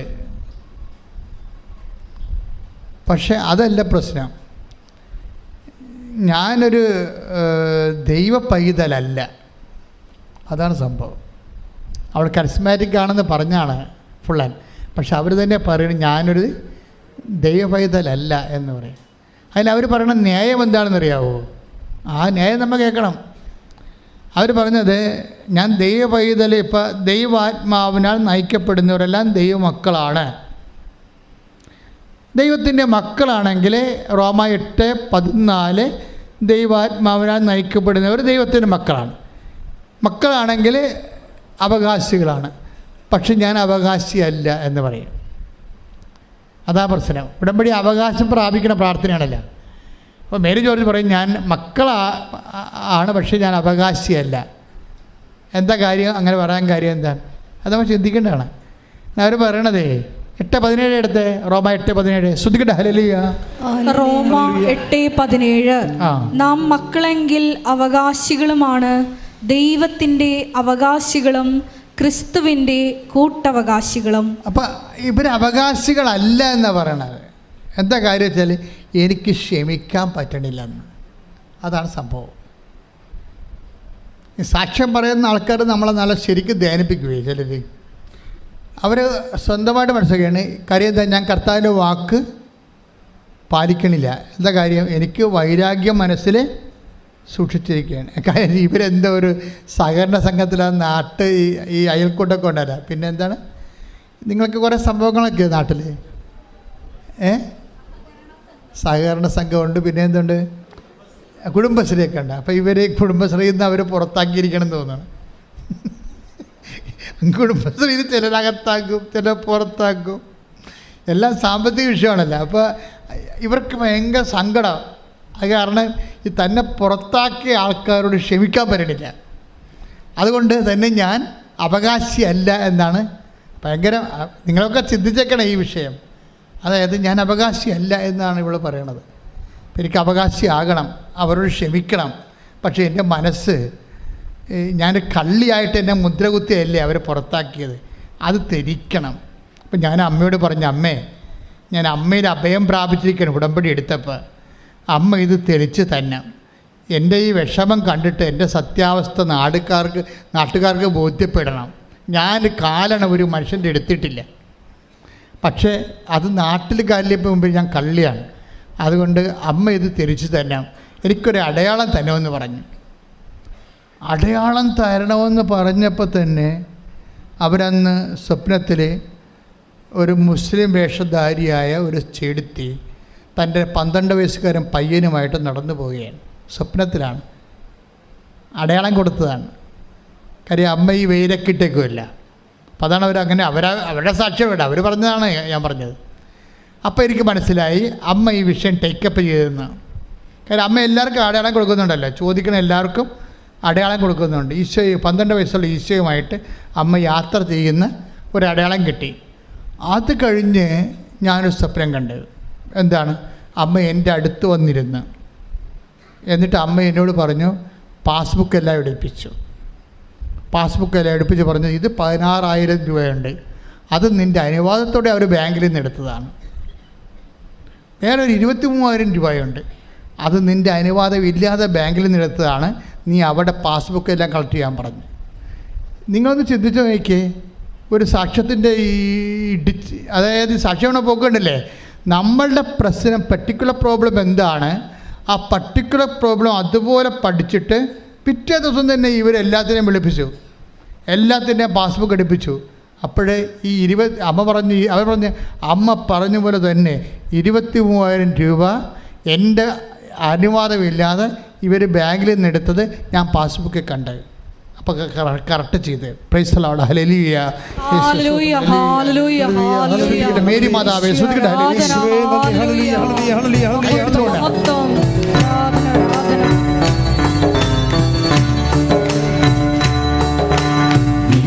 മാതാവേ എൻ്റെ നല്ലമ്മേ, നീ എൻ്റെ ആശ്രയം ഏതു നേരം. മേരി മാതാവേ എൻ്റെ നല്ലമ്മേ, നീ എൻ്റെ ആശ്രയം ഏതു നേരം. മനമിടറുമ്പോഴും സ്വരമിടറുമ്പോഴും എനിക്ക് തണലായെന്നും അമ്മയുണ്ടല്ലോ. മനമിടറുമ്പോഴും സ്വരമിടറുമ്പോഴും എനിക്ക് തണലായെന്നും അമ്മയുണ്ടല്ലോ. അമ്മേ നിൻ നീലയങ്കിക്കുള്ളിലെന്നെ പൊതിഞ്ഞു സംരക്ഷിച്ചിടേണമേ. മാതാവേ എല്ലാവരും മാതാവേ എൻ്റെ നല്ലമ്മേ, നീ എൻ്റെ ആശ്രയം ഏതു നേരം. നീ മാതാവേ എൻ്റെ നല്ലമ്മേ, നീ എൻ്റെ ആശ്രയം ഏതു നേരം. പരിശുദ്ധ പരമദിവ്യകാരുണ്യത്തിന് ഇന്നലെയാണോ മെനയാന്ന് സജി തോമസിന് സാക്ഷ്യം. ഇവിടുത്തുകാരനായ നമ്മുടെ മലയാളിയാണ്, പക്ഷേ പുള്ളിക്കാരൻ 10-20 കൊല്ലമായിട്ട് പഞ്ചാബിൽ ബോർഡറിൽ താമസിക്കാൻ, പാകിസ്ഥാൻ ബോർഡറിൽ താമസിക്കാൻ സജി തോമസ്. അയാൾ ഒരു ദിവസം നാട്ടിൽ വന്നപ്പോൾ ബസ്സുകാർ അദ്ദേഹത്തിനെ ഇവിടെ കൊണ്ടുവന്ന് മാതാവിനെ കാണിച്ചു. അപ്പോഴേ കുറേ പ്രോബ്ലമാണ്. പുള്ളിയുടെ കയ്യിൽ നിന്ന് ഇപ്പോൾ സ്കൂൾ നടത്തുകയാണ്. 4 സ്കൂളുണ്ട്. വൈഫ് പ്രിൻസിപ്പളാണ്, പുള്ളിക്കാരൻ അതിൻ്റെ ചെയർമാനാണ്. അപ്പം സ്കൂൾ ഡെവലപ്പ് ചെയ്ത് വരും. നിങ്ങൾക്കറിയാവില്ല, ഓരോ സംഭവം ഡെവലപ്പ് ചെയ്ത് വരുമ്പോൾ അത് ട്രസ്റ്റാണെങ്കിൽ അതിൻ്റെ ട്രസ്റ്റിൻ്റെ അകത്ത് വേറെ ആൾക്കാർ, ഇപ്പോൾ നാട്ടിലെ പല ലൈബ്രറിയില്ലേ, ലൈബ്രറി തുടങ്ങിയ ആൾക്കാർ വേറെ ആയിരിക്കും, ഇപ്പം നടത്തുന്നത് വേറെ ആൾക്കാരായിരിക്കും. കൂടുതൽ ആൾക്കാർ വേറെ പാർട്ടിയുടെ ആൾക്കാർ അതിൻ്റെ അകത്ത് കൂടുതൽ കയറിയിട്ട് അവർക്ക് ഒരു ഗ്രൂപ്പ് ഉണ്ടാക്കിയിട്ട് അവർ ഭരണം പിടിച്ചെടുക്കുമ്പോൾ കയ്യിൽ നിന്ന് ഉണ്ടാക്കിയവൻ ആ സ്ഥാപനം നഷ്ടപ്പെട്ടു പോകും. അപ്പോൾ ഇങ്ങയുടെ സ്കൂള് എല്ലാം ഇതുപോലെ നഷ്ടപ്പെട്ടു പോയി. ഒന്ന് ചിന്തിച്ച് വയ്ക്കണേ, കഷ്ടപ്പെട്ടത് അങ്ങേര്. പിന്നെ ട്രസ്റ്റായതുകൊണ്ട് ഷെയറല്ലേ, 1% കൂടുതൽ ആർക്കിടുന്നു അവർക്കാണ് അതിൻ്റെ അഡ്മിനിസ്ട്രേഷൻ പവർ. അതിന് കമ്പനികൾക്കും അതാണ് സംഭവിക്കുന്നത്. അപ്പോൾ അതുകൊണ്ട് ഒരുമാതിരിപ്പെട്ട ആൾക്കാർക്ക് ഷെയർ കൊടുക്കത്തില്ല. പക്ഷെ സന്നദ്ധം നടത്താൻ വരുമ്പോൾ ഷെയർ പബ്ലിക്കായിട്ട് കൊടുക്കേണ്ടി വരും. അപ്പോഴേ അവർ അധികാരം കൊണ്ടുപോകും. അങ്ങനെയാണ് സംഭവിക്കുന്നത്. അപ്പം ഇങ്ങനെ ഇയാളുടെ സ്കൂളുകളെല്ലാം നഷ്ടപ്പെട്ടു. സജി തോമസിൻ്റെ മാന്യനായൊരു മനുഷ്യൻ, നല്ല രസകരമുള്ള സാക്ഷ്യമാണ്. ഇട്ടിട്ടില്ല, ഈ ദിവസങ്ങൾ അപ്പ് ചെയ്യും. അദ്ദേഹം വേറെ സർക്കാസ്റ്റിക്കായിട്ടൊരു കാര്യം പറയും. അയാൾ ഉടമ്പടി എടുക്കുമ്പോൾ ഉടമ്പടി എടുത്ത് ബസ് സ്റ്റോപ്പിൽ ചെന്നപ്പോൾ തന്നെ മൊബൈലിലൊരു മെസ്സേജ് വന്നു. എന്ത് മെസ്സേജാണെന്നറിയാമോ? കിട്ടക്കടമായൊരു സംഭവം ഉണ്ടായിരുന്നു. 3 കൊല്ലമായിട്ട് യാതൊരുവിധ കറസ്പോണ്ടൻസും ഇല്ലാതെ പൈസ കിട്ടാതെ കിടന്നൊരു സ്ഥലമാണ്. ഇയാൾക്ക് അക്കൗണ്ടിൽ പൈസ ഇട്ടിട്ടുണ്ടെന്ന് പറഞ്ഞ്. ഇത് ചിന്തിച്ചിട്ടില്ലേ മനുഷ്യൻ? ഈ മനുഷ്യൻ അതിനെ ഉടമ്പടി എടുത്തപ്പോൾ അത് പറഞ്ഞിട്ടില്ല. കാര്യം അത് പുള്ളി എഴുതി തള്ളിയാലും നിൻ്റെ രക്തത്തിൻ്റെ പണമാണ്, നിൻ്റെ വേർപ്പിൻ്റെ കാശാണെങ്കിൽ അമ്മ ഉടമ്പടി ഇല്ലാത്ത കാര്യങ്ങൾക്കും സമാധാനം ഉണ്ടാക്കും. ശ്രദ്ധിക്കട്ടെ. ഹല്ലേലൂയ. ഹല്ലേലൂയ, ഹല്ലേലൂയ, ഹല്ലേലൂയ, ഹല്ലേലൂയ, ഹല്ലേലൂയ. യേശുവേ നന്ദി. ഹല്ലേലൂയ, ഹല്ലേലൂയ, ഹല്ലേലൂയ, ഹല്ലേലൂയ, ഹല്ലേലൂയ, ഹല്ലേലൂയ, ഹല്ലേലൂയ. ആരാധന, ആരാധന, ഹല്ലേലൂയ. കൃപയുടെ വഴികളിലൂടെ അമ്മ എന്നെ നടത്തിയിടും. കനിവാർന്ന സ്നേഹം നൽകി എന്നെ കാത്തിടും. കൃപയുടെ വഴികളിലൂടെ അമ്മ എന്നെ നടത്തിയിടും. കനിവാർന്ന സ്നേഹം നൽകി എന്നെ കാത്തിടും. എളിമയെന്ന പുണ്യം നൽകി എന്നെ വളർത്തിയിടും. ഈശോദൻ സ്നേഹത്തിൽ എന്നെ ചേർത്തിടും. പരിശുദ്ധ പരമദിവ്യകാരുണ്യത്തിന് ആരാധനയും സ്തുതിയും പുകഴ്ചയും ഉണ്ടായിരിക്കട്ടെ. പരിശുദ്ധ പരമദിവ്യകാരുണ്യത്തിന് ആരാധനയും സ്തുതിയും പുകഴ്ചയും ഉണ്ടായിരിക്കട്ടെ. എൻ്റെ പ്രിയപ്പെട്ടവരെ, ഇതെന്താ കാര്യം വെച്ച് കഴിഞ്ഞാൽ, ഈ സജി തോമസ് എന്ന് പറയുന്ന സാറ് പക്കയാണ്. പത്രവിതരണം ചെയ്യുന്ന കാര്യത്തിലും അത് ഹിന്ദി പത്രം വാങ്ങിച്ചുകൊണ്ട് പോണത്. ഹിന്ദി പത്രം വാങ്ങിച്ചിട്ട് അദ്ദേഹം കർത്താവിനെ അറിയാത്ത മേഖലകളിലൊക്കെ അറിയിക്കാൻ വേണ്ടി ആത്മാർത്ഥമായിട്ട് പ്രവർത്തിക്കുന്ന ആളാണ്.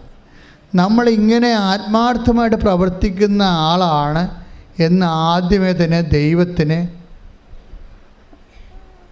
ഇപ്പം ചില ആൾക്ക് എന്നെ കാണാൻ വരത്തില്ലേ, അച്ഛനെ കാണാൻ ഇവിടെ ആൾത്താറയിൽ കടവുള്ളവർ വരും, രോഗികൾ വരും. ചില ആൾക്കാർ വരുമ്പോൾ തന്നെ ഞാൻ പറയും, ചേട്ടാ ഇത് ശരിയാകത്തില്ല ചേട്ടാ എന്ന് പറയും. അതെന്താ കാര്യം? ചേട്ടന് കർത്താവുമായിട്ട് ബന്ധമൊന്നുമില്ല. വൈഫിൻ്റെ ഉടമ്പടി എടുത്തിട്ട് അതിൻ്റെ പേരിൽ പുള്ളി വൈഫിൻ്റെ ജാമ്യത്തിൽ വന്നിരിക്കുന്ന ഒരു പ്രതിയാണ് പുള്ളി. ഇയാളിത് വീട്ടിൽ പോയാലും ഒന്നും ചെയ്യത്തില്ല. പെണ്ണുമ്പിള്ളയെ കൊണ്ട് ഇതൊക്കെ ചെയ്യിക്കാൻ നോക്കും, വർക്കൗട്ട് ചെയ്യത്തില്ല. നമുക്കറിയാൻ പറ്റും. നമ്മൾ ഈ മോട്ടർ ഓൺ ചെയ്ത് കഴിയുമ്പോൾ ചിലപ്പോൾ ഗ്യാസ് അടിക്കണ പോലെ അടിക്കത്തില്ല. ചിലന്മാരുടെ തലേ കൈവെക്കുമ്പോൾ തന്നെ അറിയാം ഈ സാധനം നടക്കത്തില്ലെന്നറിയാം. അപ്പം എൻ്റെ സ്വഭാവത്തിൽ ഞാൻ നേരിട്ട് പറഞ്ഞേക്കാം, ചേട്ടാ നടക്കത്തില്ല ചേട്ടാ, വടിവിട്ടൊക്കെ പറയും. അതെന്താ കാര്യം? ഇതെന്ന് പറഞ്ഞാൽ നമുക്കറിയാമല്ലോ, ഇത് ആരുടെ എങ്കിലും കെയർ ഓഫിൽ അനുഗ്രഹം അടിച്ചു മാറ്റാൻ പറ്റത്തില്ല. സത്യസന്ധത ഒരു പ്രശ്നമുണ്ട്.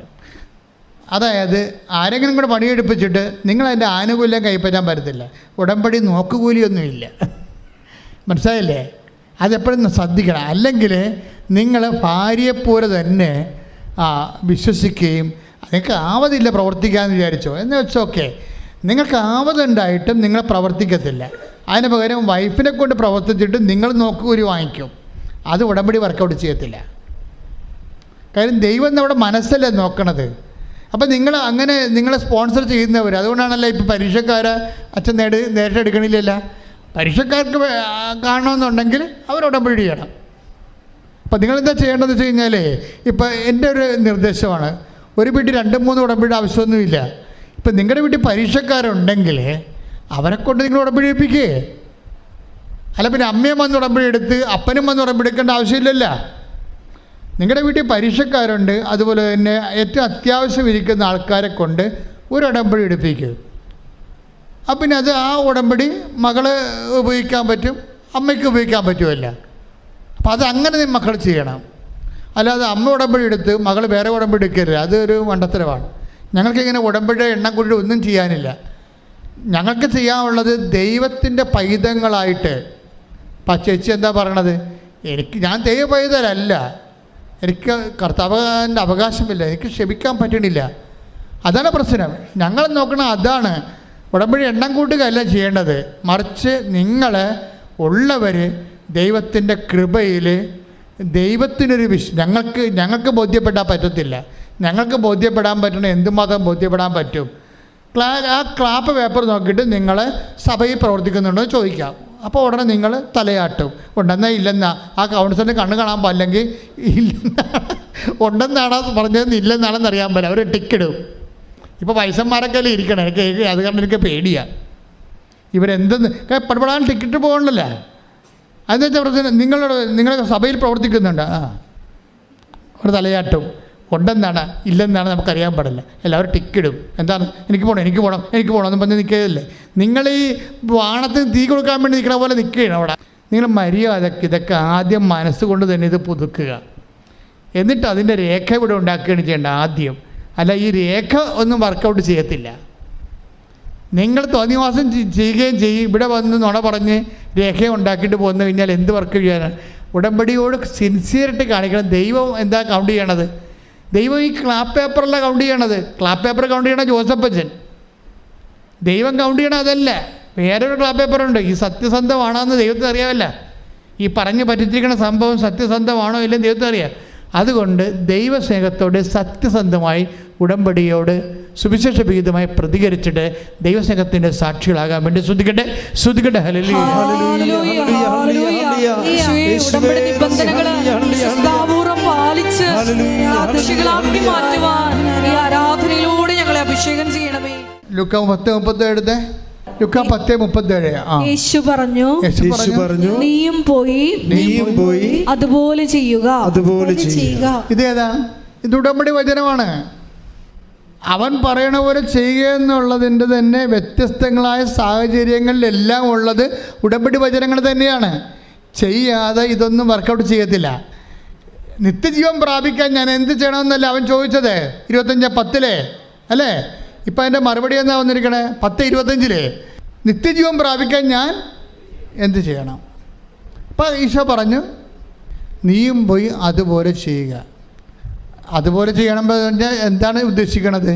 ഇപ്പോൾ ഉടമ്പടി നിങ്ങളോട് പറഞ്ഞിരിക്കുന്നത് ഇതിനേക്കാൾ കൂടുതലാണ് ഈ സമരക്കാരൻ പറഞ്ഞിരിക്കണത് അല്ലേ? എന്താണ്? 2 ദിനാറ കൊടുത്തിട്ട് പറഞ്ഞു, എന്തെങ്കിലും കൂടുതൽ ചിലവായാൽ ഞാൻ തിരിച്ചു വരുമ്പോൾ അത് തന്നുകൊള്ളാം. പറഞ്ഞതല്ല, പറഞ്ഞേക്കാൾ കൂടുതലാണ്. മാന്യം കൂടാതെ. What is that? തീഷ്ണതയിൽ മാന്യം കൂടാതെ. അതായത് take the bed of God. ശ്രദ്ധിക്കട്ടെ. റോമ 12:11. റോമ 12:11. തീക്ഷ്ണതയിൽ മാന്യം കൂടാതെ. പറഞ്ഞേ. തീക്ഷ്ണതയിൽ മാന്യം കൂടാതെ ആത്മാവിൽ ജ്വലിക്കുന്നവരായി കർത്താവിനെ ശുശ്രൂഷിക്കുവിൻ. ഇത് കണ്ടില്ലേ? ഇതൊരു ഉടമ്പടി വചനമാണ്. എന്താണ് പറഞ്ഞ? തീക്ഷ്ണതയിൽ മാന്യം കൂടാതെ ആത്മാവിൽ ജ്വലിക്കുന്നവരായി കർത്താവിനെ ശുശ്രൂഷിക്കുക. ഈ വാക്കിൻ്റെ കൂടെയാണ് നമ്മൾ 25-35 ചേർത്ത് വായിക്കേണ്ടത്. അത് 25-35 മത്തായി ശ്രീകാട്. മത്തായി ശ്രീകാട് എന്താ പറഞ്ഞത്? ഞാൻ രോഗിയായിരുന്നു, നിങ്ങൾ എന്നെ സന്ദർശിച്ചു അല്ലേ? ഞാൻ നഗ്നനായിരുന്നു, നിങ്ങൾ എന്നെ ഉടുപ്പിച്ചു. അപ്പം നഗ്നനും രോഗിയും നമ്മൾ ശുശ്രൂഷിക്കുമ്പോൾ അവരാരായിട്ട് കാണാമെന്നാണ് പറയണത്? കർത്താവായിട്ട് കാണണം. അതിന് എന്ത് പറ്റും? അതിനാണ് 12:13 പറയണത്. തീക്ഷ്ണതയിൽ മാന്യം കൂടാതെ. പറഞ്ഞേ. തീക്ഷ്ണതയിൽ മാന്യം കൂടാതെ നിങ്ങൾ കർത്താവിനെ ശുശ്രൂഷിക്കുവിൻ. അപ്പൊ എന്നാ മനസ്സിലായി? തീക്ഷ്ണത ഒരു കുഴപ്പമുണ്ട്. എന്ത് കുഴപ്പമാണ്? ഇതിനിടക്ക് മാന്യം വരും. ഈ പയറിന് മുഞ്ഞ വരത്തില്ലേ? മുഞ്ഞ എന്തുകൊണ്ട് എന്നാ? അതിന് ഒരു തരം പുഴുക്കളാണ്. അതുപോലെ തീക്ഷ്ണതയ്ക്കൊരു കുഴപ്പം വരും. എന്താണ്? മാന്യം വരും, കുറഞ്ഞു. ഉടമ്പടിയിൽ എപ്പോഴും പ്രാർത്ഥിക്കേണ്ടത്, നിങ്ങൾ പ്രത്യക്ഷീണ പ്രാർത്ഥന ചെല്ലുമ്പോൾ പ്രാർത്ഥിക്കണം. എന്ത് പ്രാർത്ഥിക്കണം? കർത്താവേ, എൻ്റെ തീക്ഷ്ണതയ്ക്ക് മാന്യം ഉണ്ടാവരുത്. കാര്യം ഈ തീക്ഷ്ണത എന്ന് പറഞ്ഞ സംഭവം ഉണ്ടല്ലോ, ദൈവത്തിന് ഭയങ്കര കൊതിയുള്ള സബ്ജക്റ്റാണ്. അല്ലാതെ ആ കനം വേണ്ടി കാണിച്ച് എപ്പോഴെങ്കിലും ചെല്ലുമ്പോൾ ചെല്ലട്ടെ എന്നൊക്കെ പറഞ്ഞിട്ട് എപ്പോഴെങ്കിലും ആകട്ടെ ഇങ്ങനെയൊക്കെ പോകുമ്പോൾ ഇങ്ങനെ വന്നാലുള്ള കുഴപ്പം ബൈബിൾ പറയുമേ, നിനക്ക് നേരത്തെ ഉണ്ടായിരുന്ന തീക്ഷ്ണത ഇപ്പം ഇല്ലെന്ന് പറയും. Take the word of God. വെളിപാടിന്റെ പുസ്തകം. ശ്രദ്ധിക്കട്ടെ. ഹല്ലേലൂയ, ഹല്ലേലൂയ, ഹല്ലേലൂയ, ഹല്ലേലൂയ. യേശുവേ നന്ദി. ഹല്ലേലൂയ, ഹല്ലേലൂയ, ഹല്ലേലൂയ. യേശുവേ ആരാധന, ആരാധന. വെളിപാട് 2:4. എങ്കിലും നിനക്കെതിരെ, സഭകളോട് പറയുന്നതാണ് ആത്മാവ്, എങ്കിലും നിനക്കെതിരെ എനിക്കൊന്ന് പറയാനുണ്ട്. നിനക്കാദ്യമുണ്ടായിരുന്ന സ്നേഹം നീ കൈവെടിഞ്ഞിരിക്കുന്നു. അതിനാൽ നീ ഏത് അവസ്ഥയിൽ നിന്നാണ് അധപ്പതിച്ചതെന്ന് ചിന്തിക്കുക, അനുദപിച്ച് ആദ്യത്തെ പ്രവൃത്തികൾ ചെയ്യുക. അല്ലെങ്കിൽ ഞാൻ നിൻ്റെ അടുത്ത് വരികയും നിൻ്റെ ദീപപീഠം അതിൻ്റെ സ്ഥാനത്ത് നീക്കിക്കളയുകയും ചെയ്യും. ദീപപീഠം എന്ന് പറഞ്ഞാൽ വിശ്വാസമാണ്. തിഷ്ണത കുറഞ്ഞു പോയാൽ ദീപപീഠം പോകുന്നു. ദീപം എന്ന് പറഞ്ഞാൽ എന്താ? വിശ്വാസമാണ്. വിശ്വാസം കുറയും. വിശ്വാസം കുറഞ്ഞാൽ ദൈവമായിട്ടുള്ള ലൈൻ കട്ടാവും. ഇതാണ് എൻ്റെ വിഷയം പറയണത്. അപ്പം തിഷ്ണത പോകാതിരിക്കാൻ നോക്കണം. കർത്താവിനാണെങ്കിൽ തിഷ്ണതയുള്ളവരോട് ഭയങ്കര ഇപ്പം അത് ഏലിയായോട് ചോദിക്കുന്ന ഭാഗമില്ലേ? ദൈവത്തിന് ഏലിയായ എന്താണ് ചെയ്യണമെന്നറിയാം. ജെസബേലെ ദൈവത്തിൻ്റെ പ്രവാചകന്മാരെ വധിച്ചു. അതിന് പകരം ഏലിയ അഹാബിൻ്റെ പ്രവാചകന്മാരെയും ഭടന്മാരെയും വധിച്ചു. ബാലിൻ്റെ പ്രവാചകന്മാരെ വധിച്ചു. അപ്പം ഇങ്ങനെ ഭയങ്കരമായ രക്തരൂഷിതമായ വിഷയം നടക്കുന്ന സമയത്ത് ഏലിയ കർത്താവിൻ്റെ പേരിലാണെങ്കിൽ ഒറ്റപ്പെട്ടു പോകും. ഏലിയെ സപ്പോർട്ട് ചെയ്യാൻ ആരും ഇല്ലാതെ വരും. കൂട്ടത്തിലുള്ളൊരു കൈ ഒഴിഞ്ഞു പോകും. താൻ ചെയ്ത പ്രവൃത്തികളെക്കുറിച്ച് സപ്പോർട്ട് ചെയ്യാൻ ഒരു സപ്പോർട്ടും ഇല്ലാതെ വരും. ഏലിയയുടെ കഥയത് ഞാൻ പഠിച്ച ഇതാണ്. ചില സമയത്ത് ദൈവത്തിന് വേണ്ടി നിൽക്കുമ്പോൾ നമ്മുടെ സപ്പോർട്ട് പോകും. എന്നിട്ടും അവൻ ഒറ്റ കൂടി ഒരു ഗുഹയുടെ ഉള്ളിലിരുന്നുകൊണ്ട് ദൈവത്തിന് നാം വിളിച്ച് പ്രാർത്ഥിച്ചുകൊണ്ടിരിക്കുന്ന സമയത്ത് ദൈവം വന്നിട്ട് ചോദിക്കുന്ന ചോദ്യമുണ്ട്. ഏലിയ, take the word of God. 1 രാജാക്കന്മാർ 19:13-14. 1 രാജാക്കന്മാർ 19:13-14. ഏലിയ, നീ ഇവിടെ എന്ത് ചെയ്യുന്നു? അവൻ പ്രതിവചിച്ചു, സൈന്യങ്ങളുടെ ദൈവമായ കർത്താവിനെ പ്രതി ഞാൻ അതീവ തീക്ഷ്ണതയാൽ ജ്വലിക്കുകയാണ്. ഇതെന്താ പ്രശ്നം വെച്ച് കഴിഞ്ഞാൽ, ദൈവത്തിന് അറിയാം ഏലിയ തീക്ഷ്ണത കൊണ്ട് ജ്വലിക്കുകയാണ്. ചോദിക്കേണ്ട ആവശ്യമില്ല. പക്ഷെ ദൈവം ചോദിച്ചിട്ട് ഏലിയയുടെ വായിൽ തന്നെ അത് കേൾക്കണം. നിൻ്റെ തീക്ഷ്ണത നിൻ്റെ പ്രാർത്ഥനയായും പ്രവൃത്തിയുമായി കേൾക്കാനും കാണാനും നിൻ്റെ ദൈവം ആഗ്രഹിക്കുന്ന ഉടമ്പടിയിലൂടെ കൈയിടിച്ച് കർത്താവിനെ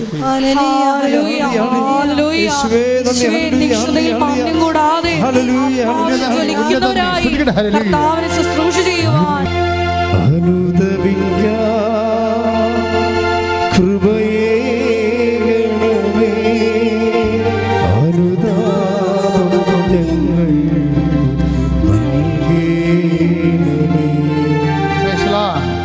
അതായത് വെളിപ്പാടിൻ്റെ 2:5 അതിനാൽ നീ ഏതവസ്ഥയിൽ നിന്നാണ് അധപ്പതിച്ചെന്ന് ചിന്തിക്കുക, അനുദപിച്ച് ആദ്യത്തെ പ്രവൃത്തികൾ ചെയ്യുക.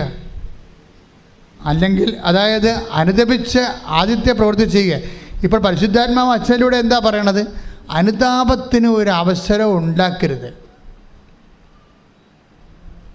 ഇപ്പോൾ ഉടമ്പടി ഒന്ന് പുതുക്കി നമ്മൾ ആ പുതുക്കത്തിൻ്റെ കാലഘട്ടങ്ങളിലൊക്കെ നമ്മൾ കർത്താവിൻ്റെ തിരുസന്നിധിയിൽ അനുതാപത്തോടെ, ഇപ്പോൾ ക്രിസ്ത്യൻസ് ആണെങ്കിൽ കുമ്പസാരബന്ധ കൂദാശ അവർക്ക് ദൈവം കൊടുത്തിട്ടുണ്ട്. അക്രൈസ്തരാണെങ്കിൽ ആത്മാവിൽ അനുതാപപ്പെട്ടിട്ട് തെറ്റ് ആവർത്തിക്കാതിരിക്കണം. ചെയ്തു പോയ തെറ്റിനെക്കുറിച്ച് അവർക്ക് അനുതാപം ഉണ്ടാകണം. അനുതാപം ഉണ്ടാകുന്ന വെച്ച് കഴിഞ്ഞാൽ ആവർത്തിക്കാതിരിക്കണം തന്നെ ഒരു അനുതാപമാണ്. അനുതാപം ഉണ്ടായിട്ട് പിറ്റേ ദിവസം അത് തന്നെ ആവർത്തിക്കരുതേ. അപ്പോൾ ദൈവത്തിന് അറിയാൻ കള്ളത്തരമാണെന്ന്. ആ ചെയ്ത തെറ്റ് ആവർത്തിക്കാതിരിക്കണത് തന്നെ അനുതാപത്തിൻ്റെ ഏറ്റവും വലിയ ഫലമാണ്, അല്ല ഒരു സ്വഭാവമാണ്. അച്ഛൻ പറഞ്ഞു വരുന്നത് ഇതൊന്നുമല്ല. ഞാൻ പറഞ്ഞു വരുന്നത് ഉടമ്പടി പുതുക്കത്തിലേക്ക് വന്നു കഴിഞ്ഞാൽ നമുക്ക് അനുദപിക്കേണ്ട ഒരു അവസരം ഉണ്ടാകരുത്. അനുദപിക്കാനുള്ള അവസരമല്ല, അനുദപിക്കേണ്ട ഒരു അവസരം ഉണ്ടാകരുത്. എന്താ കാര്യം? നമ്മൾ എത്രയോ പേരാണെന്നറിയാം വിശുദ്ധരായിട്ട് ജീവിക്കണത്. അവർക്ക് എന്തിന് കുമ്പസാരിക്കണമെന്ന് അറിയത്തില്ല. എന്തിന് കുമ്പസാരിക്കണമെന്ന് അറിയാത്ത 2 തരം ആൾക്കാരുണ്ട്. ഞാൻ എൻ്റെ ജീവിതത്തിൽ കണ്ടിട്ടുണ്ട്. എന്തിന് കുമ്പസാരിക്കണമെന്ന് അറിയാത്ത 2 തരം ആൾക്കാരുണ്ട്. ഞാനൊക്കെ ഒരു രോഗിക്ക് ഒടുക്കത്തെ കൊടുക്കാൻ പോയി. അവസാനം പുള്ളിക്കാരൻ അവിടെ ഈ ജീവിതം കഴിഞ്ഞ് ഗുഡ് ബൈ പറഞ്ഞു പോവുകയാണ്. ദുഃഖ വെള്ളിയാഴ്ച വരെ കടലിൽ കൊണ്ടുപോയി വരയിട്ട കക്ഷിയാണ്. അയാളെ കുമ്പസാരിപ്പിക്കേണ്ട ഒരു അവസരം കർത്താവ് എനിക്ക് തന്നു. പക്ഷേ അങ്ങേരുടെ അടുത്ത് കുമ്പസാരിക്കാൻ വേണ്ടി ഇരിക്കുമ്പോൾ അങ്ങർക്ക് പകുതി ബോധമുണ്ട്, പകുതി ബോധമില്ല. അപ്പം ഞാൻ ചേട്ടാ ഞാൻ കുമ്പസാരിക്കണില്ല, ആത്മാവ് പിരിഞ്ഞു പോകേണ്ട ഒരു സമയമാണ്. പിരിഞ്ഞല്ല, അത് അടുത്ത ദിവസം മരിക്കും, നമുക്കറിയാം. പക്ഷേ ആ പാവം മോചിപ്പിച്ചിട്ട് ഇടുന്നത് ഏറ്റവും വലിയ ദൈവാനുഗ്രഹം കിട്ടിയിരിക്കുന്ന ഒരു സമൂഹമാണിത്. പക്ഷേ അങ്ങേരെ എന്നോട് പറയാം കുമ്പസാരം, കുമ്പസാരം. അപ്പം ഞാൻ പുള്ളിയോട് കുമ്പസാരിക്കാൻ പോരെ, ബോധം പോയില്ലേ മനുഷ്യന്? ഒരവസരമാണത്. അവസരം ഉണ്ടായിരുന്ന കാലത്ത് അനുതാപമില്ലായിരുന്നു. ഇപ്പം അവസരവുമില്ല, അനുതാപവും ഇല്ല. എബ്രായർ 12:17. പിന്നീട് അവകാശം പ്രാപിക്കാൻ ആഗ്രഹിച്ചപ്പോൾ അവൻ തിരസ്കരിക്കപ്പെട്ടുവെന്ന് നിങ്ങൾക്കറിയാമല്ലോ. കണ്ണീരോടെ അവൻ അത് ആഗ്രഹിച്ചെങ്കിലും അനുദപിക്കാൻ അവന് അവസരം ലഭിച്ചില്ല. ഇതാണ് ഈ വ്യക്തിയുടെ അവസ്ഥ. അനുദപിക്കാൻ അവസരമില്ല. ചിലർക്ക് അനുദപിക്കാൻ അവസരം ലഭിക്കും, പക്ഷെ അവർ അനുദപിക്കത്തില്ല. ഞാൻ ഇതൊന്നുമല്ല ഇവിടെ പറഞ്ഞത്. ഇവിടെ പറഞ്ഞത് അനുദപിക്കേണ്ട ഒരു അവസരം ഉണ്ടാക്കരുതെന്നാണ്. ഉടമ്പടി മൂന്നാമത് പുതുക്കിയെന്ന് പറയുമ്പോഴേ, വീണ്ടും അനുദപിക്കേണ്ട ഒരു അവസരം ഉണ്ടാക്കിയെന്ന് പറയുമ്പോഴേ ദൈവത്തെ കണ്ണിൻ്റെ പൊടിയിട്ടെന്നല്ലേ എൻ്റെ അർത്ഥം. നിങ്ങൾ ബലഹീനരാണെന്ന് പറഞ്ഞിട്ടൊരു കാര്യമില്ല. ബലഹീനരെ ശക്തിപ്പെടുന്ന ദൈവം ഉണ്ടെങ്കിൽ നിങ്ങൾക്ക് വിശുദ്ധിയോടെ ജീവിക്കാൻ പറ്റും. ആദ്യം ഞാൻ വിശുദ്ധിയോടെ ജീവിക്കുമെന്ന് തീരുമാനിക്കുക. എന്നിട്ട് ദൈവത്തോട് പറയണം. അങ്ങനെ വിശുദ്ധിയോടെ ജീവിക്കുമെന്ന് തീരുമാനമെടുക്കുന്നവർക്കാണ് കർത്താവ് പ്രാർത്ഥന പറഞ്ഞു കൊടുത്തിരിക്കുന്നത്. എന്താണ്? ഞാൻ വിശുദ്ധിയോടെ ജീവിക്കുമെന്ന് തീരുമാനമെടുത്ത് കർത്താവേ, അതുകൊണ്ട് എന്നെ തിന്മയിൽ നിന്ന് രക്ഷിക്കണമേ, എന്നെ പ്രലോഭനത്തിൽ ഉൾപ്പെടുത്തരുത്. കൈയിട്ടിച്ച് കർത്താവ്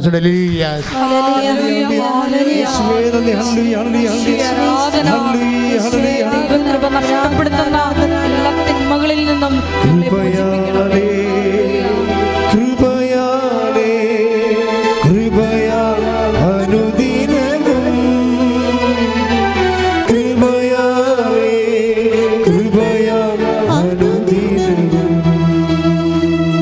എല്ലാവരും എഴുന്നേൽക്കുക.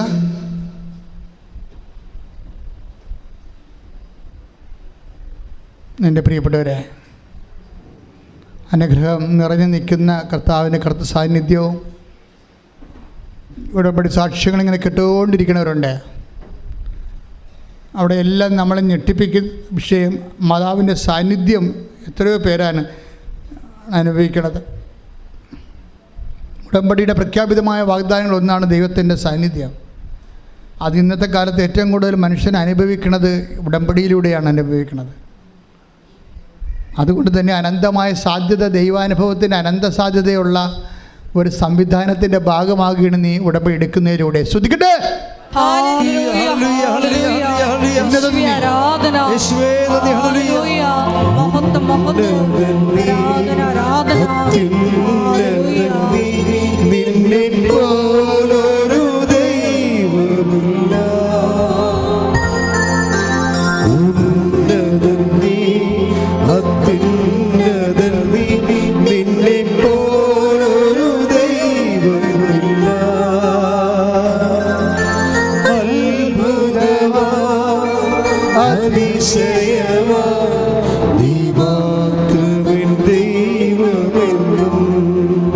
പരിശുദ്ധ പരമ ദിവ്യകാരുണ്യത്തിന്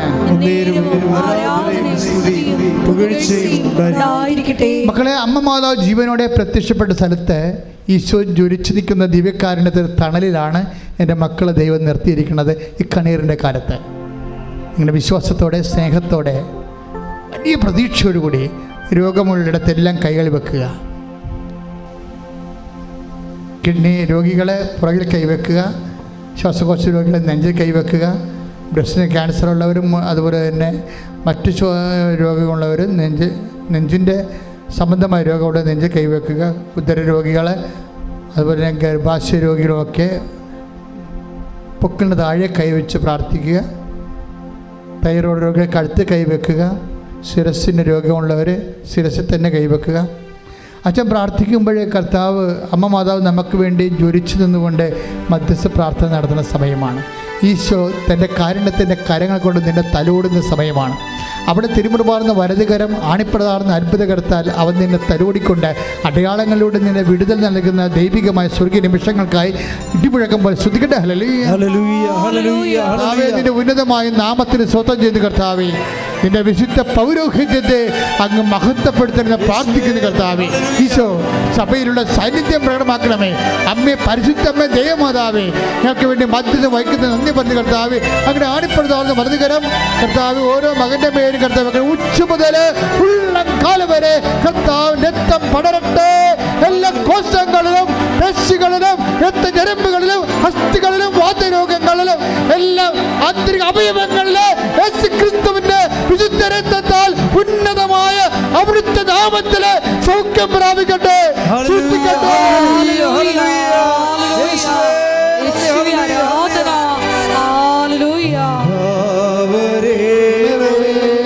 എന്നിൽ നിറയണമേ, നാഥാവരേണമേ, സൗഖ്യം നൽകണമേ, നാഥാവരേണമേ, എന്നിൽ നിറയണമേ,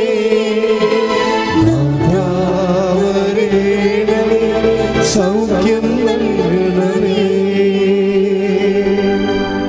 എൻ്റെ മക്കളെ, ആശ്വാസം കർത്താവ് എത്രയോ പ്രാവശ്യമാണ് ആശ്വാസത്തിൻ്റെ വചനങ്ങൾ പറഞ്ഞത്. കർത്താവ് എത്രയോ പ്രാവശ്യമാണ് സമാധാനത്തിൻ്റെ വചനങ്ങൾ പറഞ്ഞത്.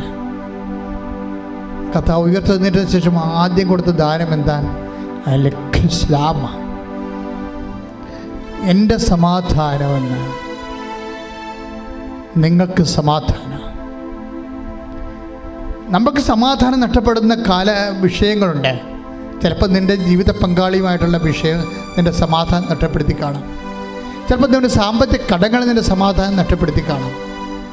നിൻ്റെ കുടുംബത്തിൻ്റെ വിശ്വാസ തകർച്ച നിനക്ക് സമാധാനം നഷ്ടപ്പെടുത്തി കാണാം.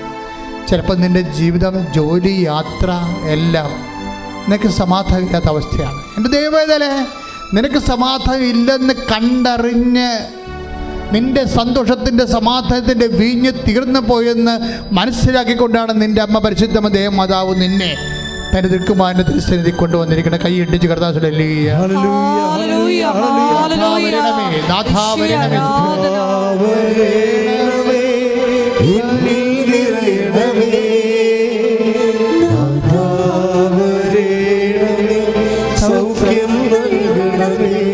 ഒരുമിച്ച് സ്വരത്തോടെ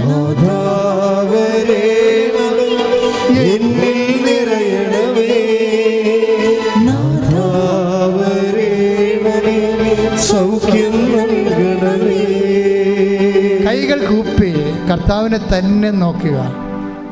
അച്ഛൻ നിങ്ങൾക്ക് വേണ്ടി പ്രാർത്ഥിക്കുകയാണ്. എവിടെയാണ് സമാധാനം നഷ്ടപ്പെട്ടിരിക്കുന്നത്? ആ മേഖലയിൽ കർത്താവ് സമാധാനം നൽകാൻ വേണ്ടി അമ്മ മാതാവ് നിനക്ക് വേണ്ടി മധ്യസ്ഥം വഹിക്കുന്ന സമയമാണ്.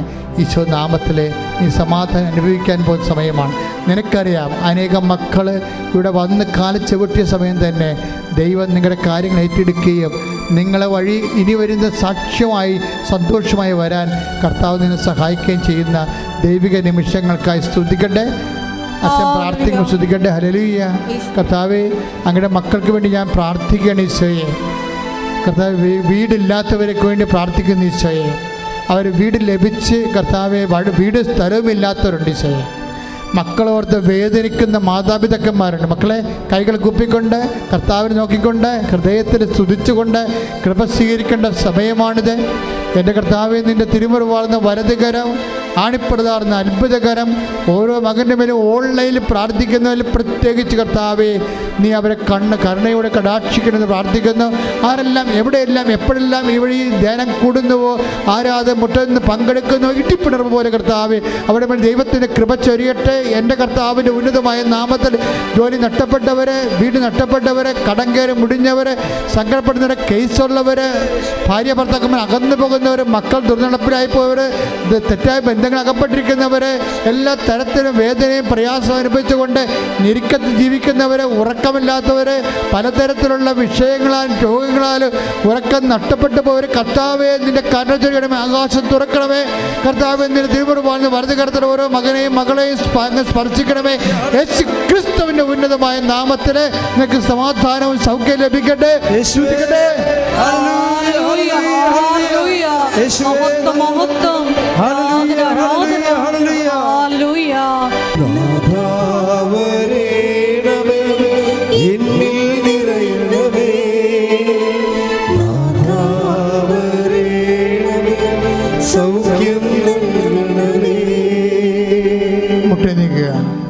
എൻ്റെ പ്രിയപ്പെട്ടവരെ, കരിസ്മാറ്റിക് ധ്യാനങ്ങളിലെ പോലെ മണിക്കൂറോളം രോഗശാന്തി പ്രാർത്ഥന നമ്മുടെ ആരാധനയ്ക്ക് ഉണ്ടാകത്തില്ല. എന്താ കാരണം?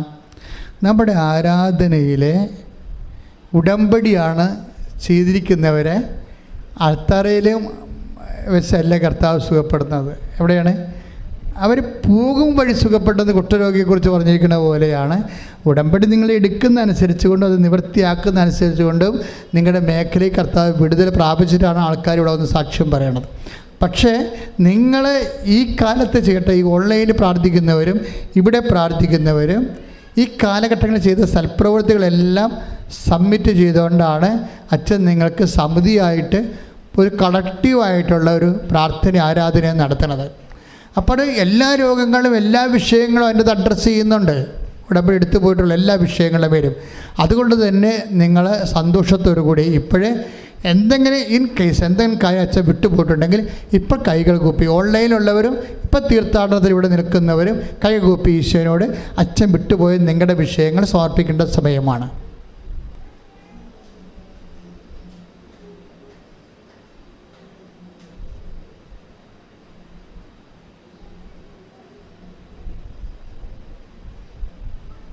ശിരസ്സ് നമിച്ച് നമുക്ക് ദിവികാരുണ്യനാഥൻ്റെ ആശീർവാദം സ്വീകരിക്കാം.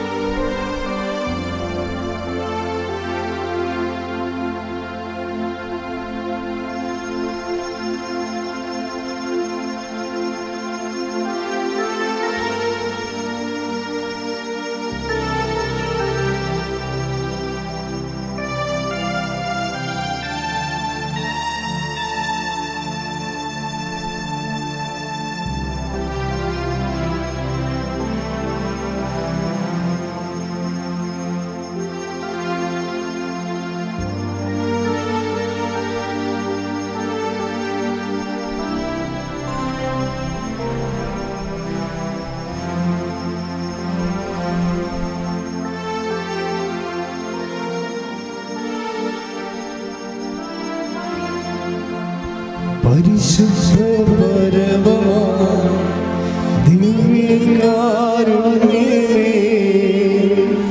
ഇന്നുമെന്നും അങ്ങേക്കാരാധന. പരിശുദ്ധ